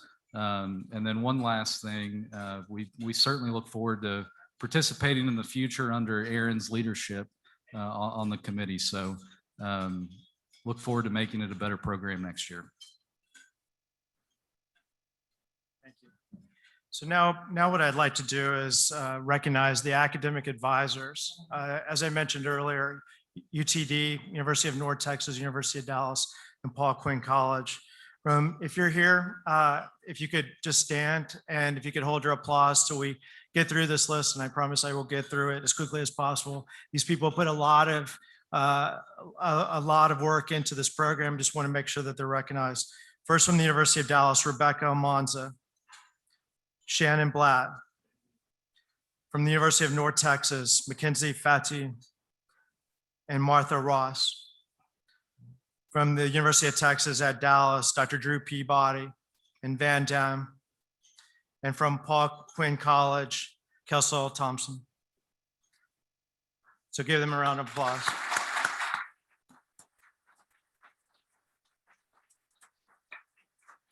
These individuals were integral as partners with FEI Dallas for identifying outstanding students. And like I said, I'm going to go down the list, but the future of finance and accounting are in good hands because there's some really outstanding students who are going to make a big impact, and they've grown so much with the mentorship over the last year and the previous year. So what I'm going to do right now, last year we did not have an April meeting, if you guys recall. March, we were all bumping elbows and laughing, and then little did we know. So we were going to recognize the 2019-2020 class at that meeting, but we didn't get to do that. So we decided to do it at this meeting, and that's what we're going to do. So I'm going to go down the list. I'm going to list the name of the student, their mentor. If you're here, if you can just stand up, and again, hold your applause till we get through 2019-2020, and then we'll go 2020-2021. University of Dallas, Aaron Lim, his mentor is Eric Holloman. Nicholas Wallach, Steve Armand. The University of North Texas, Kevin Mayorga, Tom Beidel. Ling Zhao, James Dworkin. Sarah Gutierrez, Jack Kearney, Jennifer Lopez, Jennifer Norris, Andrea Rosales, Elizabeth Reich, Sandra Escorza, Moroni Bento, Mary Bayless, and their mentor, Deborah Wood.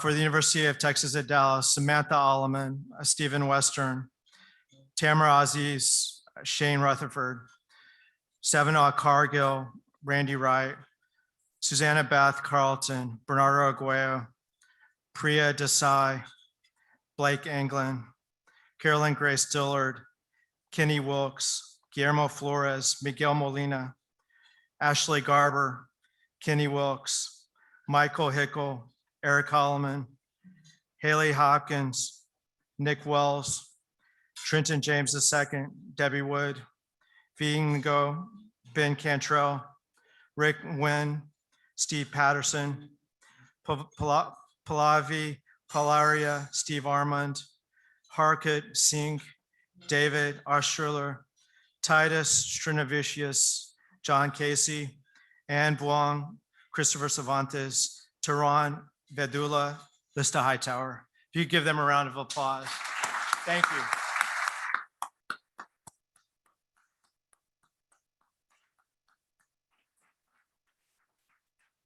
So now we'll go to the class of 2021. And I know we have quite a few representatives, either virtual or in person. We'll start off with Paul Quinn College, Cindy Gomez, Steve Armand. University of Dallas, Santiago Duenas, Eric Holloman, Alex Kaminsky, Steve Patterson, Kay Prince, Obogolu, Kenny Wilkes.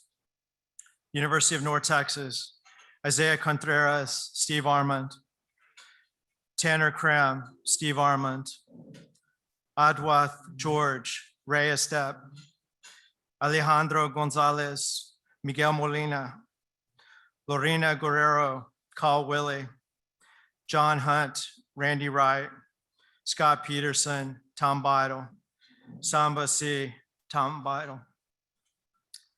University of Texas at Dallas, Andres Andujar, Ben Cantrell, Crystal Chin, Meg O'Malley, Mira Desai, Blake Anglin, Priya Desai, Bernardo Aguayo, Jean Arazo, Christopher Cervantes, Kyle Glover, Stephen Western, Heather Hoagland, Deborah Wood, Reshma Katil, Jim Farrell, Molly Kinkahabo Ala, Scott Smeistrela, Kyle McAdams, Kenny Wilkes, Kyle McAdams, I'm sorry. Kyle McAdams, Kenny Wilkes, Rick Nguyen, James Dworkin, Pallavi Palaria, Sanjay Nara, Charita Finwa Atswatwana, Doug Nelson, Moez Pirani, Eric Holloman, Carissa Short, Aaron Stessel, Christian Ting, Paul Acker, Gail Torcato, Elizabeth Reich, Dylan Usher, Marino Benito Rodriguez, Andrew Zhang, Jim Howe. Please give these folks standing a round of applause.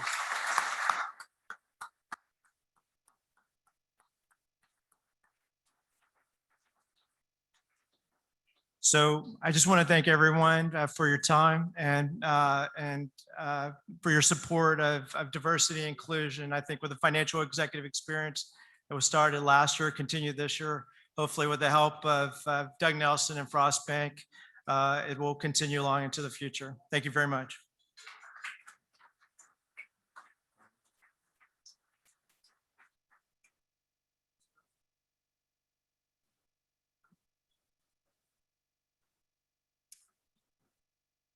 That's a great program, and thank you to Frost for doing such a great job over the years of promoting that for the kids or the students.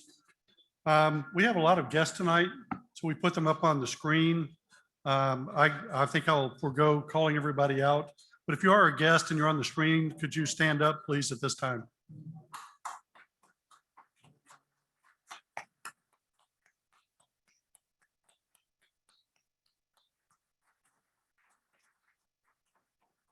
We're glad to have all of you here.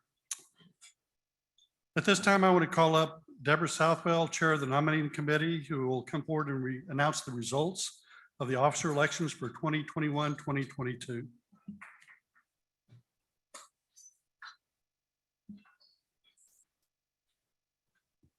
I'm Deborah Southwell. I'm the recent past president. What a lot of people don't realize is how long the road to succession for president is. You serve on the board for several years on committees. You're secretary, treasurer, second vice president, first vice president, then president, and chair of the nominating committee, and you remain on that nominating committee for a total of 3 years. So the chapter has a great succession, and we have so many wonderful people. This year's slate of officers, I think, I know a couple of people are here. So the ones that are here, if you'll go ahead and stand. Jim Howe will be president. Jay Smith will be first vice president. Jim Farrell, who I believe is here, will be second vice president.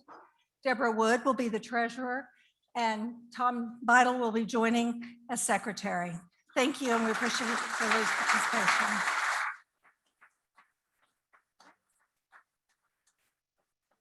Come on. We also have a couple of things for Ron. We have one here tonight, which is an award for surviving COVID or being president for a year. Ron has really done a good job. For those who don't know, Ron and I are good friends. We're very competitive on everything. I like to say I undercut my budget because I kicked everything into his year. But in fairness, Ron had more online meetings and he had a huge challenge this year, as did the board and the volunteers. So thank you, Ron, and we appreciate you. Thank you very much.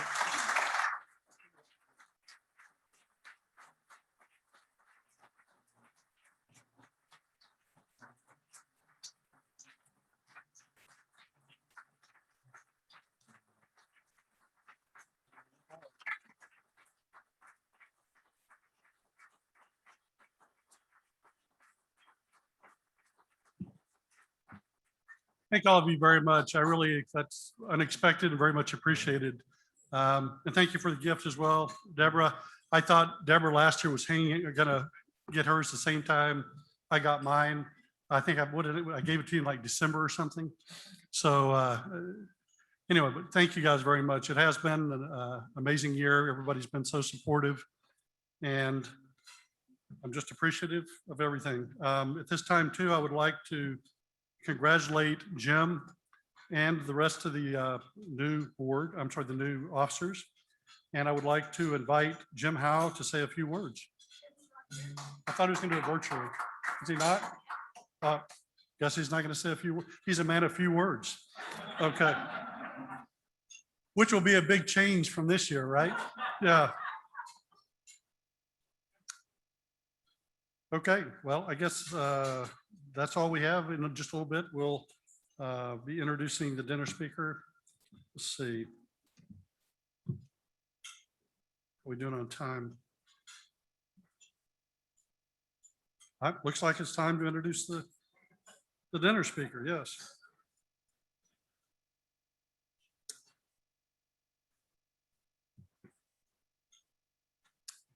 Okay. At this time, it's my pleasure to get to introduce our dinner speaker tonight, Charlie Morrison. Charlie is the chairman and CEO of Wingstop, where he is responsible for leading the strategic direction of the company and its global operations. Charlie's an industry veteran with more than 30 years of experience with various companies, including Pizza Hut, Steak and Ale restaurants, Kinko's, Boston Market. He joined Wingstop in 2012. In June of 2015, Charlie led Wingstop at the completion of its initial public offering, listing the company, which has been noted as one of the most successful IPOs in the history of the restaurant industry. Charlie is a recipient of the Distinguished Restaurant Awards, of several Distinguished Restaurant Awards, including the 2015 Golden Chain Award and the 2016 Silver Plate Award. He also serves on the Board of Trustees of the KSU Foundation and is a member of the Dean's Advisory Board for the College of Business at Kansas State University, of which he is a graduate. He also serves as the board chair of Cristo Rey Fort Worth High School. Charlie and his wife Debbie are proud parents to 4 grown children and reside in South Lake, Texas. So thank you. I'll turn it over to Charlie.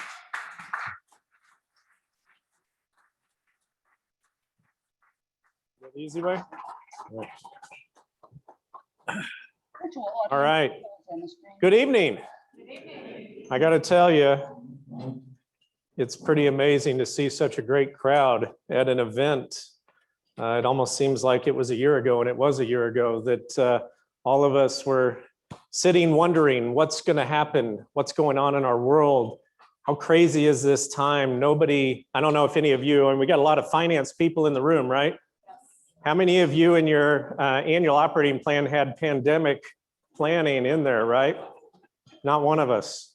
It was a tough time. And so it's an honor to be here this evening to speak with all of you. As a former financial planner, former CFO, it's great to be among all of you.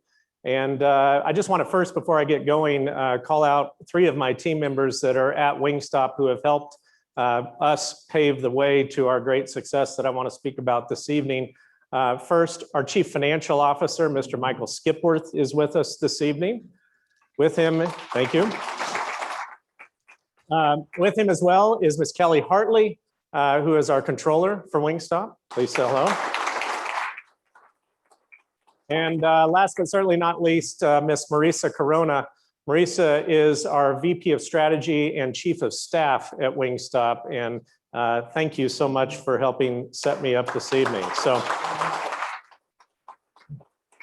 you know, I wondered why they were coming here tonight, and I realized that we're in a room full of financial executives, and so having my CFO and controller here can only mean one thing. They are protecting against tomorrow morning's 8K filing. So I'm gonna be, that's a finance joke. You guys got that right? Okay. All right, we're not gonna file 8Ks in the morning, but what I do wanna tell you about is stuff that did happen in the past that has been filed in our company, and I think it's pretty important. It's been a crazy year. It's truly been a crazy year. And, you know, if you think about it, in the restaurant industry, one of the industries that's been hit by far the hardest, how on earth can you survive and adapt? And I think our discussion this evening is about being prepared for the worst. Not that we did, but when you've built your business and you think about where the world is going, I think you're going to be in a much better place when some of those tough times hit you, because that does happen, right? I mean, all of us have been through challenges in our careers. All of us have experienced turmoil, and it's how your organization is prepared that has everything to do, in my opinion, with how you're going to survive. So I'm going to start first by just showing a slide. Hopefully you can see all this from the different angles in the room. I'm glad we have all these screens. But it just gives you a perspective of what the world looked like before the pandemic and then in Q4 of 2020, okay? So you can see that even going into the pandemic, our business was on fire. We've been growing a lot, and I'll tell you a little bit about the history, but I think it's important to start here and say, before we were on fire at 9.9% same-store sales growth. Our business, 40% of our revenue coming in the door was digital. We had just introduced delivery as an opportunity for us in our great partnership with DoorDash, and our dine-in business was about 20% of our total revenue. So for any restaurant brand, I mean, this is really good and things are great, but what happened since was truly amazing. And again, I think it has a lot to do with everything we'll talk about tonight, being prepared. What we saw at the end of the year, by the fourth quarter, we're still growing by 18%. Our digital business had exploded, and delivery was taken off. And like most restaurateurs, our dine-in business was gone. And so I think, you know, if you think about the dine-in business being gone, you think that's what you hear from a lot of brands, especially if you're in public accounting or supporting some of these organizations. You know the challenges that they've gone through. We shut all our dining rooms down about this time last year. And we were like, okay, now what do we do? So that year turned out to be actually one of the best years in the history of the company. During the year, we actually grew our same-store sales, which is the metric, the barometer of health in the restaurant industry, by 21.4%, almost 30% total growth system-wide. We opened 153 net new restaurants in a year when nobody was doing anything. We actually achieved a huge milestone for our business. Our average unit volume for our brand achieved $1.5 million. And I'll tell you, that comes out. Have you all heard of Wingstop, by the way? Okay. If you've been to a Wingstop, you know that they're really small. And they're located in little strip centers, scattered about the Metroplex, hidden away from the site, from the road, because we like to be kind of stealth in a weird way. But our average restaurant at 1,700 square feet yielded $1.5 million of revenue. So it was a milestone goal. We hit all kinds of milestones this last year. And it was our 17th consecutive year of positive same-store sales growth, 17 consecutive years, which you'd think, like, that never happens in our industry. So why this crazy little chicken wing chain that started in Garland, Texas, right up the road? How do they do it, and why is it so unique? And so I want to walk you through a little bit of that tonight. For some history and background, since I'm talking to a bunch of financial executives, you'll love this page. I love this page. I like to look at it all the time because it's just fun. But if you look at, we had a great IPO. In fact, when the market was hot for IPOs back in 2015, and it's only now starting to return, especially for restaurants, even then it's a tough market right now. We've opened over 650 restaurants in the last 5 or 6 years. Strong unit development. We're in 10 countries around the world. We operate over 1,500 restaurants today in the US and overseas. But since that time, our same-store sales have been up 52%. We generate an average growth rate in EBITDA of 20%. For all the finance executives, 93% of our EBITDA converts to free cash flow. We're what we call those asset-light businesses. We franchise restaurants. 98% of our restaurants are franchised, so we generate a ton of cash. We use that to then return capital back to our shareholders, primarily in our business in the form of special dividends and dividends. Since 2015, we've already returned $500 million back to our shareholders, and they have enjoyed a 736% total return on their investment if they were with us at the time of the IPO. So I just want to set the table as like, this is crazy. This is great. And it's a fun story to tell, but I think it's not just about the chicken wings. Although they're great and we love them and the food is fantastic and that is what drives the business, at the end of the day, it has a lot more to do with health. It has to do with our organization, how we behave in the organization. And that's really what I want to talk to you about tonight, because at the end of the day, we spend a lot of time and a lot of energy, and I've learned a lot over the years. As we all know, I listen to the mentors and the mentees in the room, and so the mentors are hopefully teaching those that they're mentoring the ideas around what it takes to build a world-class organization that wins. And a lot of times it has more to do with people. That's what we deal with each and every day more than anything else. If we're executing that side of the business well, we're going to be a great company. But it's also the hardest thing we do. I can tell you in my experience as a CEO, it is by far and away the hardest part of my job. Wall Street, all the other things, okay, but people, that's the hardest part. And so at Wingstop, we focus on organizational health. We talk about the things of the concepts of accountability and holding each other accountable to our behaviors, our actions. We have clear norms in our organization. We cascade information through the organization, and we do it with rigor and intensity so that we make sure that everybody on the team knows exactly where we stand. And it starts with building the best team and making sure that that team trusts each other. Y'all have heard the concepts of vulnerability-based trust. We exercise it radically within our organization to make sure that everybody is always on the same page. We make sure we create clarity. We don't operate with certainty as a company. That's kind of hard to deal with when you're in finance. I know that all too well, right? You need the numbers to be right. You need to be certain. You have to analyze things and make decisions with them. And so the data has to be accurate. But the reality is, in leadership, you don't always have certainty, and you have to make decisions with clarity. It's critical to your success. And so we do that. And then we reinforce that clarity throughout the organization. This is our path. This is where we're going and why we're doing it. And at Wingstop, we believe that that's been the key to our overall success. Over this journey and over this time since I've been with the company, which I started in 2012, we've been really working hard on making sure that if we build a world-class organization, step one is making sure that we have a very highly engaged team. And we measure our engagement each and every year. We use well-established firms to make sure that we are tracking this properly. And you can see that at Wingstop in 2019, our engagement score was 81%, which means people are wildly engaged with where we're going. Okay, the norm in our industry is around 70%. But in 2020, it continued to get even better, right? 88% engagement score with an average of 75%. That's amazing. And so what we want to talk about is why. Now, we're also recognized, we get these great accolades, great places to work and all that. People talk about it, and that's what you want. That's what you want in your company. One of the keys to that is making sure that you're transparent. I talked about vulnerability and trust and understanding how that works within your organization. And there is no better year than we experienced in 2020 to really demonstrate whether or not that truly resonates in your company.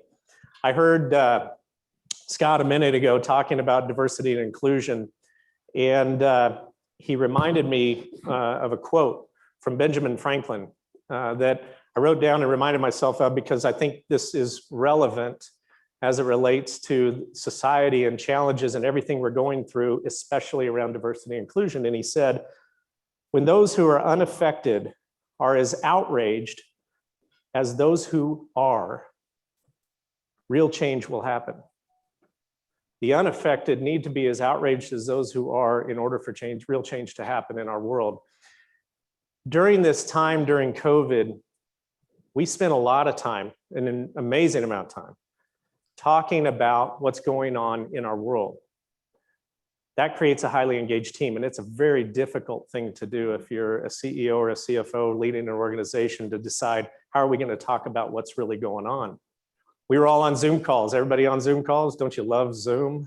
Isn't it great? No, I agree. I don't love Zoom anymore. I'm tired of it, but the reality is we had to deal with it. Thank you. But at the same time, we had this horrific incident that outraged us all when George Floyd was killed.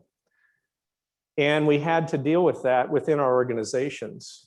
And at Wingstop, we were able to demonstrate how strong our culture is by being able to talk about it.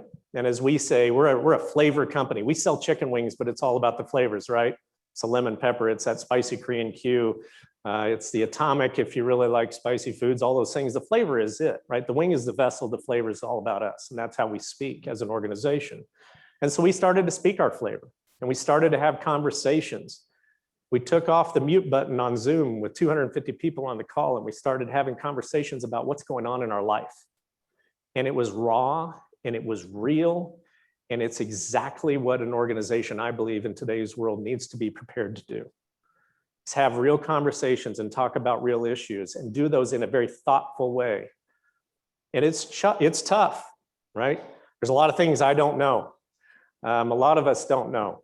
As a white man running a company, I really don't know what it's like to grow up as a Black person in our United States and understand what they've gone through. And so I have to learn, and all of us do. And so during this time, we prioritized our efforts towards making sure that we clearly understood how our organization was feeling during the most difficult time, I think, in our careers. And then, of course, mental health, a big issue and a big challenge for all of us. We all just groaned when I said Zoom, but the reality is we're at home, we're alone, we're social people. We want to be out. Look at this room. This first time in over a year, I've been able to do something like this. I'm tired of Zoom presentations. They're tough, but it's been really nice to be, it was really tough, I should say, at that time to really engage and understand truly what's going on at home. So we spent a lot of time on that as well, okay?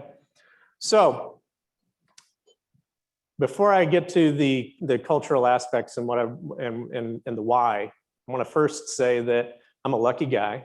I mentioned a couple of the people here in this room, but I get to work with the best team on the planet by far. And they all exhibit three characteristics that I think are critical to hiring the right people in your organization. And we test for this rigorously in our organization. Number one, they're humble. These are people who are willing to be vulnerable. They're willing to open up and express what's going on in their life. We do it every morning at 8 o'clock in the morning. We talk about what's on our mind. And it doesn't have to be my project list for the day. It's more about what's going on in life, okay? Number two, they gotta be hungry. We want them to be hungry for growth because we're growing. If you're not hungry, you're not with us. Sorry, it's just not gonna work. And you gotta be smart. And it's not just raw intelligence because we got crazy intelligent people just in this room, but throughout the organization, they're super smart.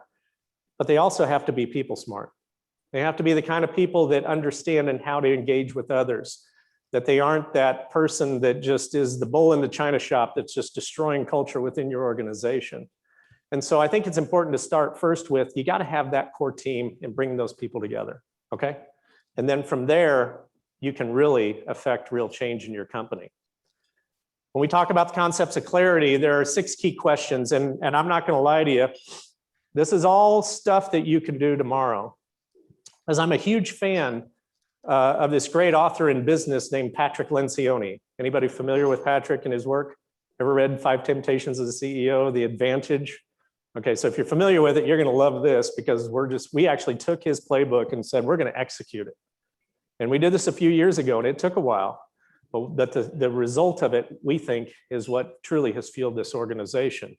Ask questions like, why do we exist? How do we behave? What do we do? How will we succeed? What's most important right now? And who's got to do what? Who's responsible at the end of the day? So what I want to focus in on this evening is the second column here, which is, how do we behave? And I'm trying to click. Did my batteries go out? We can go. There you go. Boop. There it is. See it jump up? It changed colors. That's my cool automation of the evening. That's all I got. Okay. Yeah. Take a look at it. We could probably do that again. How we behave. So that's important, because in any organization, how you behave is critical. Culture, the concept of culture. I believe in the definition of culture, which includes the combination of shared stories and shared behaved values. Shared stories and shared behaved values. That is what we believe the proper definition of culture is. So if you think about within your organizations, what are those stories? And then what are those, not just values, but the behaved values, the ones that you can truly stand behind and say, we do that every single day, at least 95% of the time or more. That's a high standard, but it's tough. So you have to really look inwardly and understand your organization before that makes sense. We call our values system the Wingstop way.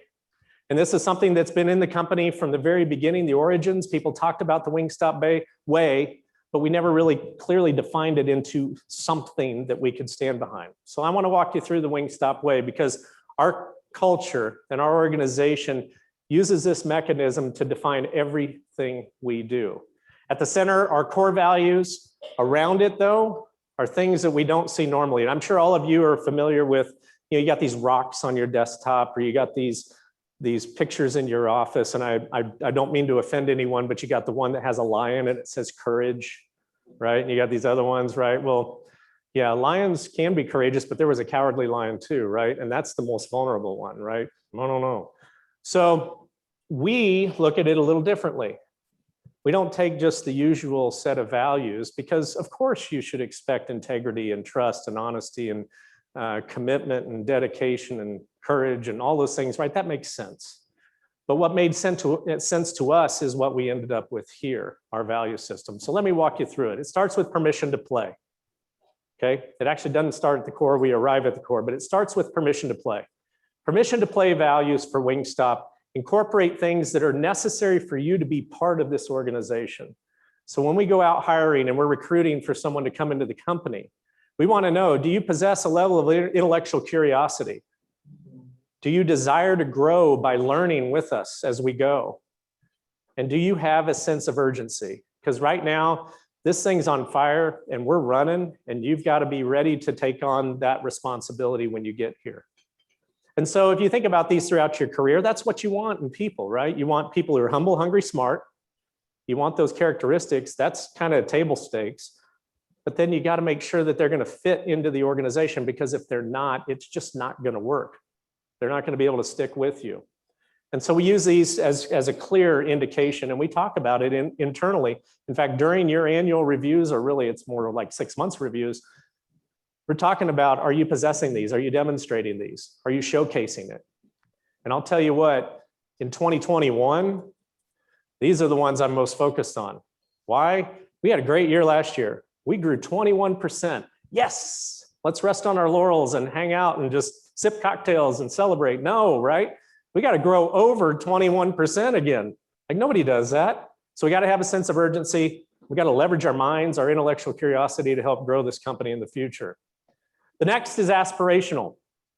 Aspirational goals are those we believe that we desire to attain and can demonstrate 95% of the time or more, but we're just not there yet, okay? We're getting better. And with a laser focus on these things, we think we can ultimately invite them into the core of our organization. So we define those as being more transparent. We're franchisors. Y'all dealt with franchisees. I love them. They're great people, but it sometimes is a difficult process. And your tendency is to not maintain a level of transparency. So we have to avoid that. And so the better we get at being transparent and recognizing you just got to be honest and assess where you are, you'll be a better organization overall. We got to innovate more. We do it. We think we can be better, and we think we can be more proactive. Those are all things that we've defined, and we work hard on these. And I will tell you, we're getting closer and closer and closer to be able to say we've gotten those, and they're part of who we are and how we behave every day. The next one I think is probably the most important next to our core values at some point along the way, because this is where companies fail. They're called our accidental values. These are the things we want to ward off, but we don't talk about it enough. If we talked more about these types of accidental values, these things that will steer us the wrong direction, we'd be a much better organization, right? And so I talk about these a lot. We put this up on the board and we talk about the fact that I hate silos. We don't have departments at Wingstop. Somebody says the word department, what happens, Michael? They hear about it. We have a team. And that team is comprised of teams of individuals within the organization that specialize in certain areas. But none of them are departments, because we don't want to be in this position where the finance department, the legal department, the marketing department, the ops department all work individually of one another and don't collaborate. And so we create and foster a collaborative environment where we can succeed. And watching out for complacency, 21 up last year, great year. We could get complacent really quick. Entitlement, that's a word that's discussed a lot, but we don't want anybody who feels like they're entitled to anything in this organization. Let's work hard. Let's be together. Let's collaborate as an organization. And indecision kind of goes hand in hand with certainty over clarity, right? If you're indecisive, if you can't make decisions, and a lot of organizations were paralyzed 1 year ago right now going, well, what do we do? How do we move? What are the changes we need to make? Indecision kills you. You have to get out and be decisive. You're going to take risks. Those things may not work, but at least you tried. At least you tried. At the core of it all are our core values. These are the things, again, we believe that we can execute 95% of the time or more. Our authenticity. We still make our products the exact same way we did 26 years ago when we started in Garland, Texas. We've only added a few things. I'll talk about that in a minute. Service-minded. We are always making sure that our constituents are at the forefront of everything we do. Being entrepreneurial, our franchisees are entrepreneurs. We need to behave more like them. Not like a big corporation, but more like them. And then be fun, okay? So I want to walk you through each one of these just real quick. I mentioned wings. It's 90% of the menu on our product line. We sell wings, boneless wings, tenders, fries, drinks. That's it. And when we started 26 years ago, we sold bone-in wings. We added boneless wings and tenders a few years later. We had 8 original flavors. We have 11 now. That's our product development pipeline for 26 years. That's what we've done. That's it. So we've kept it simple.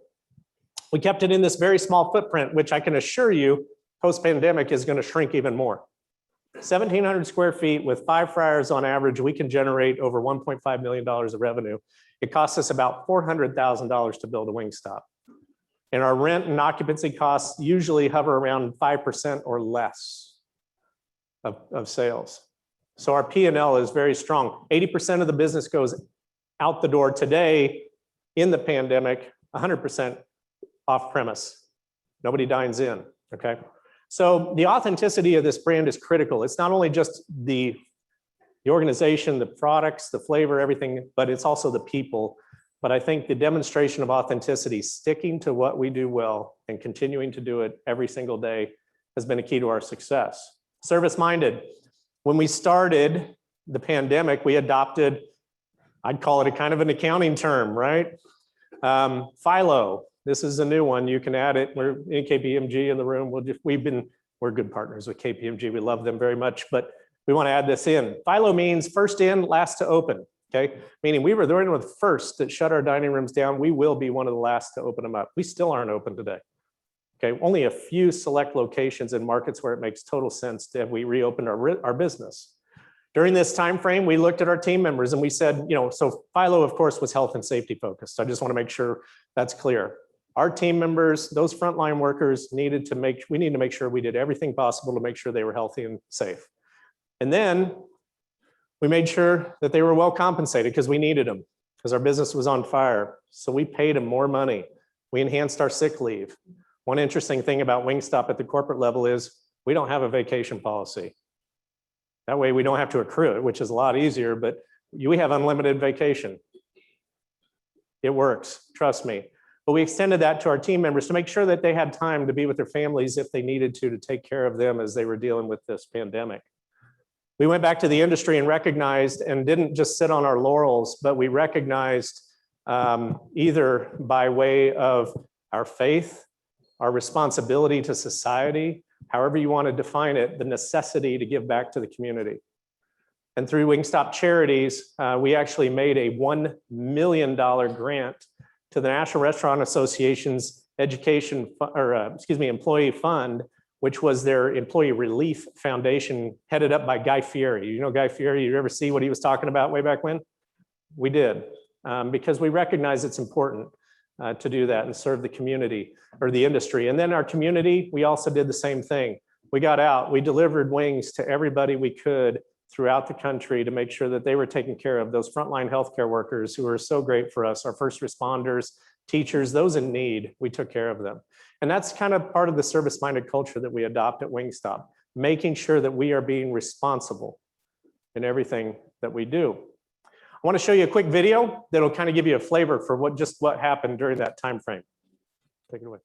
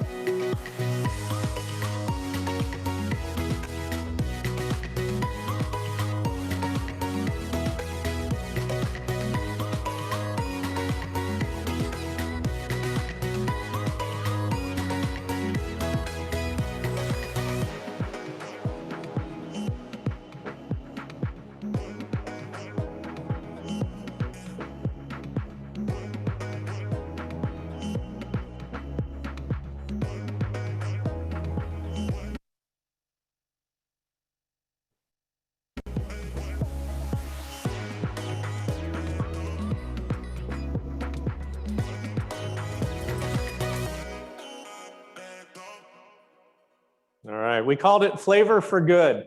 And it was an opportunity for us, again, to give back to the community, to take care of those who needed us the most. Oops, I went one too far. Can I go back? I hope. There we go. The next was entrepreneurial, right? So authentic, service-minded, taking care of the guests, our entrepreneurial spirit. That kicked in really fast as an organization. And as I mentioned before, we were really well positioned for this unfortunate, significant occurrence in our business. We had made decisions very early on to invest aggressively in technology. We invested heavily to make sure that we could ultimately digitize 100% of all of our transactions. By the time the pandemic struck, I've noted that we were about 40% digital. We advanced that to more than 60% of our total transactions now are digital, with a big chunk of that being delivery. And that catapulted us as a business almost 2 years ahead of where we thought we would be at that time. That's what the pandemic did for us. It actually accelerated our business, which has kind of changed the nature of, okay, what do we do next and how do we push forward? We didn't pull back on our marketing media. We actually flipped it. And we said, you know what are people going to be doing? We made quick decisions with clarity. We knew people were going to be binge watching. They were going to be watching any sort of event and entertainment, and all of us have now binge watched everything. So now that we've binge watched everything, the question is, where do we go from here? Well, now we're in sports. So we're making quick, nimble decisions, but we didn't pull a dollar back. We actually invested heavily and said, we're going to be there at the right place to make sure our guests know where to go to get their food. And of course, we have great partnerships. DoorDash has been a fantastic partnership. And I think one testament to our organization and the commitment of the team was to stick with DoorDash and DoorDash only to be our partner during this time.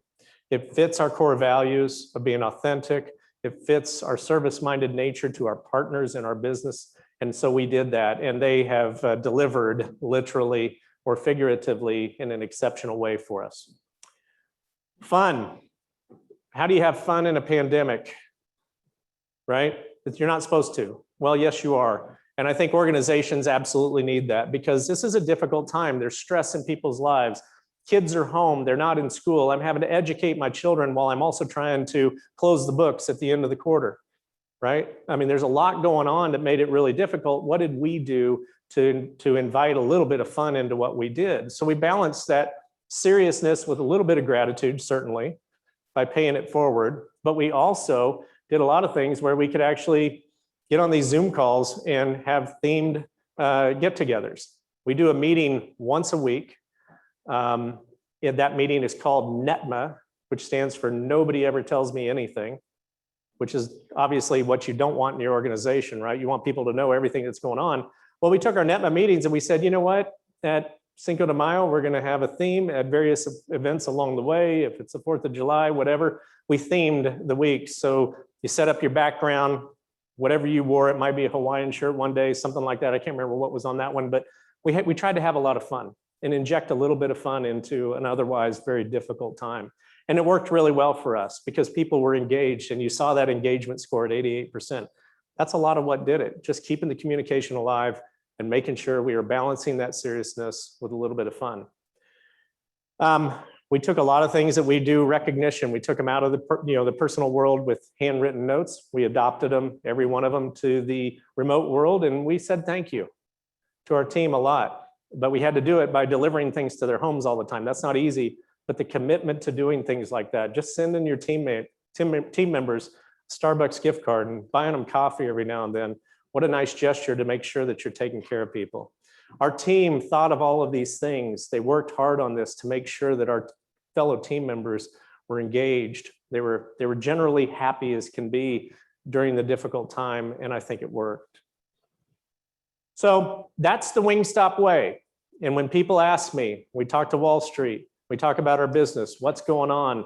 How are you guys doing this? It's obviously because of delivery and digital and all that. We say yes, but what it really ladders back to is our culture. And our culture is what got us there. Our people, their engagement with this culture. And so at the end of the day, I would encourage all of you, as you're thinking about your businesses, whether you're a CFO, a CEO, a VP of FP&A, it doesn't matter. Engage this in your organization, because I truly believe the more authenticity, transparency, vulnerability you can invite into your organization, you are going to be wildly more successful than you even are today. So I say thank you to all of you. Again, it's an honor to be here. It's great to be in front of a group. And with that, I'll open it up to questions. Thank you. What do you think about if you could talk to somebody in Washington and talk about the $15 an hour thing that's being talked about, what would the impact be on Wingstop? Yeah, so the question for the rest of the group is if I could speak to anybody in Washington? Okay. I just want to qualify that because there's a lot of people I'd like to talk to in Washington. What would be the impact of the $15 minimum wage legislation? We've dealt with it. We're a national brand, and these have been state by state decisions that have been made. There is desire for a federally mandated wage. Obviously, as we know, in states like Texas and others, there's a lot of lawsuits going right back to Washington on this to say that it's not constitutional or otherwise to mandate the federal wage. We adapt. So state of California has now graduated all the way there. Most of the states, I was just in Florida last week, and our franchisees were talking about the fact that they voted that in Florida. And so they're on their way up right now. They'll be at 10, and then it graduates up to 15. The answer for us is we have to adapt. We have to look for efficiency. That's why we invested a lot in digital. We have to make sure we have pricing power. because in many cases, a lot of that gets handed back to the consumer in the form of price, which is necessary, and that's okay. But we've created a brand that we think is adaptable to it. We don't have a lot of staff in our restaurants. You're going to a Wingstop, there might be 4 or 5 people at the most, and they're on top of each other producing a lot of chicken wings. And so for us, we've been able to build our business model so that it's not a significant impact. Thank you. Way back in the back, there's 2. I'm curious, the shift to digital and delivery, how did that impact your average ticket? And is that what's driving the same-store sales growth? Actually, what's interesting, so the answer to the question of digital and delivery, does it impact your ticket average? Yes. That's been well understood in the pizza business, right, Jerry? We've known that for a long time, back in the pizza days, that when you put a digital, if you give somebody the opportunity to order on their phone, they're going to spend more time with your menu, and generally speaking, they're going to spend about 20 to 25% more than they would if they're standing in front of you or on the phone. So that's kind of been inherent in our business for quite some time. What we want to do, when I mentioned we want to digitize every transaction, is not only do you get that a little added lift, but you also get more information. So we now are sitting on a database of over 22 million customers that we can now market to each and every day and start to really engage with them on a one-to-one basis. So that's another benefit. But was it the only driver of our same-store sales growth? No. I mean, we grew by transaction volume as well as ticket. One of the functions of that is a dine-in customer. I mentioned our dine-in business went south. It was gone. Those are generally smaller transactions. So our average ticket overall lifted quite a bit just based on mix and the push to off-premise. So it was kind of a win-win in a weird way. We lost some transactions from it, but we gained it way back in new transactions and carry out and delivery. Sorry, just an easy question. I'm sure some other people wondering. You said 98% franchises. The other 2%, are those concept stores and franchisees that you took back, or is there a reason to have such a small percentage? Well, yeah. So the other 2% represent about 30 restaurants that we operate each and every day. We've had them. One is the very original Wingstop, which is great because a lot of brands, their original restaurant is now like a black and white picture on the wall. Ours is right up here off Northwest Highway in Garland. It's one of the biggest, highest volume restaurants in the system. So it's a great testament to the brand and its strength. But at the end of the day, the reason we stay franchised primarily, we love the economics. Those 30 restaurants make up 20 or so percent, maybe a little more than 20% of our total profits. But we are built to franchise. And part of our service mentality and part of who we are as an organization, why do we exist? It was one of our first questions. Centers on building a model to provide that provides others with the opportunity to earn that return. And so we've shaped our business that way. We're very efficient, very lean. We could build more restaurants, but right now we like what we're doing. We're going to stay focused on it. Oh, why not 100? Yeah, I'll go the other way. Well, yeah, I might want to go more to 97. I like the returns. But yeah, you got to, in this business, you got to have skin in the game. You got to demonstrate you know what you're doing. Franchisees expect that of you. So to have restaurants that we operate and can do so in a high quality way, it's very important. Yes, sir.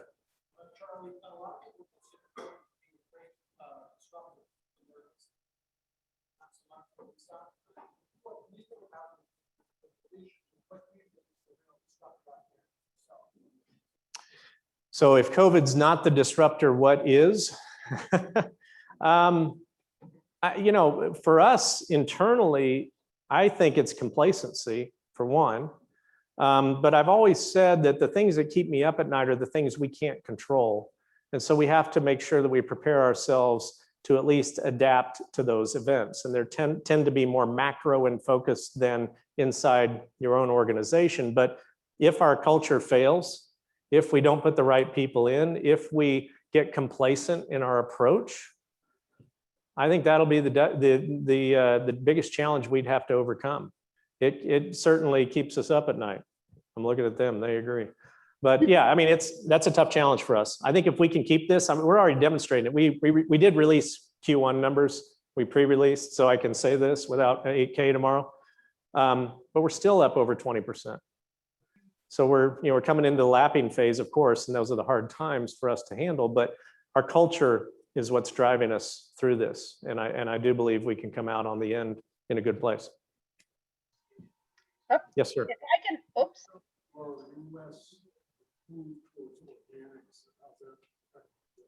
So the question is, the US move towards organic and whether that affects our business.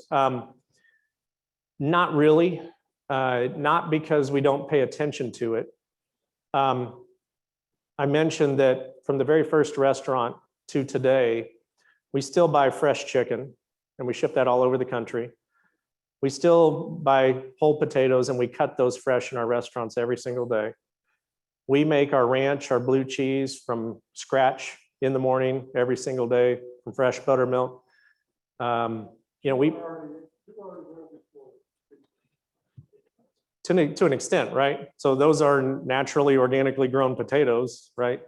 These are chickens that are very well cared for. You know, and we've made the adjustments on things like trans fats and other oils to make sure that we're taking care of the consumer's health.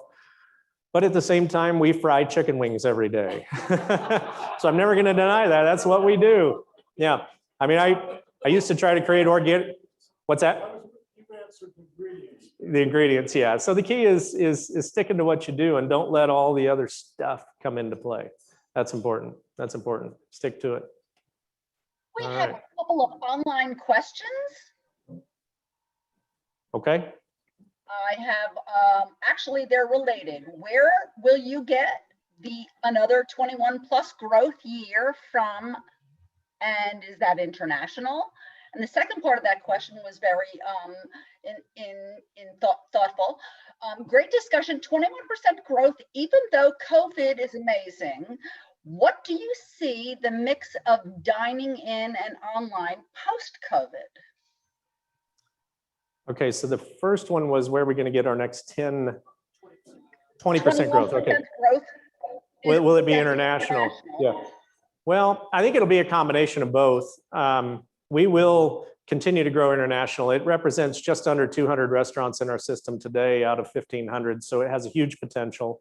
Our vision is to become a top 10 global restaurant brand, which means we believe there are 3,000 potential Wingstop locations in the US, of which we have right around 1,400. And there's another 3,000 overseas, of which we're in those 10 countries I mentioned before, but it really starting the path for growth over there. So we have our sights set on some key markets outside the US. China would be a fantastic opportunity. Europe's great. Mexico, we're already, believe it or not, the second largest casual dining restaurant chain in Mexico behind Chili's. Hard to believe, little old Wingstop, because we have a sports bar concept that does very well. So we know our brand is portable. We know our product is portable. Chicken's the most consumed protein in the world. As I mentioned before, it's the vessel. The flavor is what differentiates us. So we think there's huge opportunity for growth still to go well outside of the United States. And then the second question was dine-in. What's going to happen to dine-in and digital? I think digital's here to stay. I think access to any and every restaurant to be able to order what you want when you want it in today's busy society, which is only going to get busier, is going to continue to drive technology as a key focus for differentiation in our business. Thankfully, we were ahead of it. Our team recognized the opportunity. It fit well with our business. So we're going to keep investing. We're going to keep pushing because we do believe we can get there. And as I mentioned, if anything, our restaurants are going to get smaller. They're going to get more focused. They're going to get more stealth. We're already operating what we call ghost kitchens all around the world, and we believe that's a good example of where growth can come. All right. Yep, one over here. So what's y'all's thought around the fact that wings were considered a hot, easy deliverable item? Mm-hmm. And when dine-in resumes, is that going to impact the top line revenue? Mm-hmm. Because maybe it's overreaction the other direction. So the question is, it used to be that wings were, or during the, I guess the pandemic really, they're a hot, easy to deliver portable product that you can get to the guests when they're dining at home rather than whether, you know, when the dining rooms open back up, what will happen? Again, I think behaviors will change, but I would go back to the fact that we've grown this business for 17 consecutive years, year on year on year on year. And I think it's less about the dine-in occasion and more about preference. And for us, it's an awareness game. You know, we're the brand, we're a $2 billion brand that a lot of people don't even know about. They've never heard of because we don't have golden arches on every street corner. And so we fight a little bit harder to generate awareness of our brand.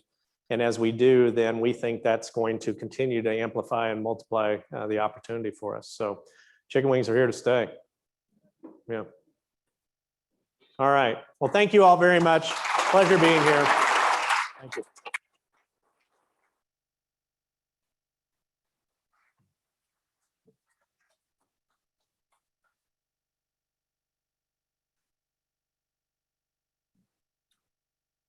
Thank you, Charlie. That was a great presentation. And I was sitting here thinking that right now this is the center of the wing universe. We have the brain trust. We have almost the entire management team here, it seems like. So I want to thank everybody, all the speakers tonight. It's been a great day. We've had some great speakers and thank you all for coming. I also wanted to remind you, we have those summit complimentary passes. It's a hot ticket. One of the nice things about what's happened during COVID, we've gotten a lot more connected with the other chapters and there's a lot going on and we learn a lot from them. And I think this is an opportunity to kind of relate to those people in other chapters. So please reach out to me and let me know if you're interested in picking up some of those. Also, I want to remind you, if you need CPE, you've got something to fill out in your name tag here. You need to fill it out and drop it in when you leave. And I think that's really about it. Thank you guys for a great year. I appreciate the students being here. And thank you to Frostbank for doing such a great job of making that program possible. Scott, you did a great job with your team. And like I said, this is the last chapter meeting for this fiscal year. We'll see you guys back for the socials. And then I guess we'll see you in September. Thank you.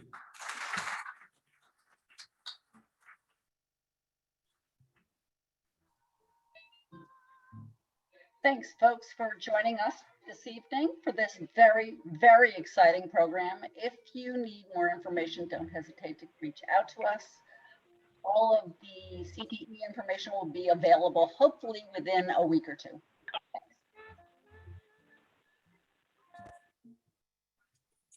Thanks for all your help, Nancy.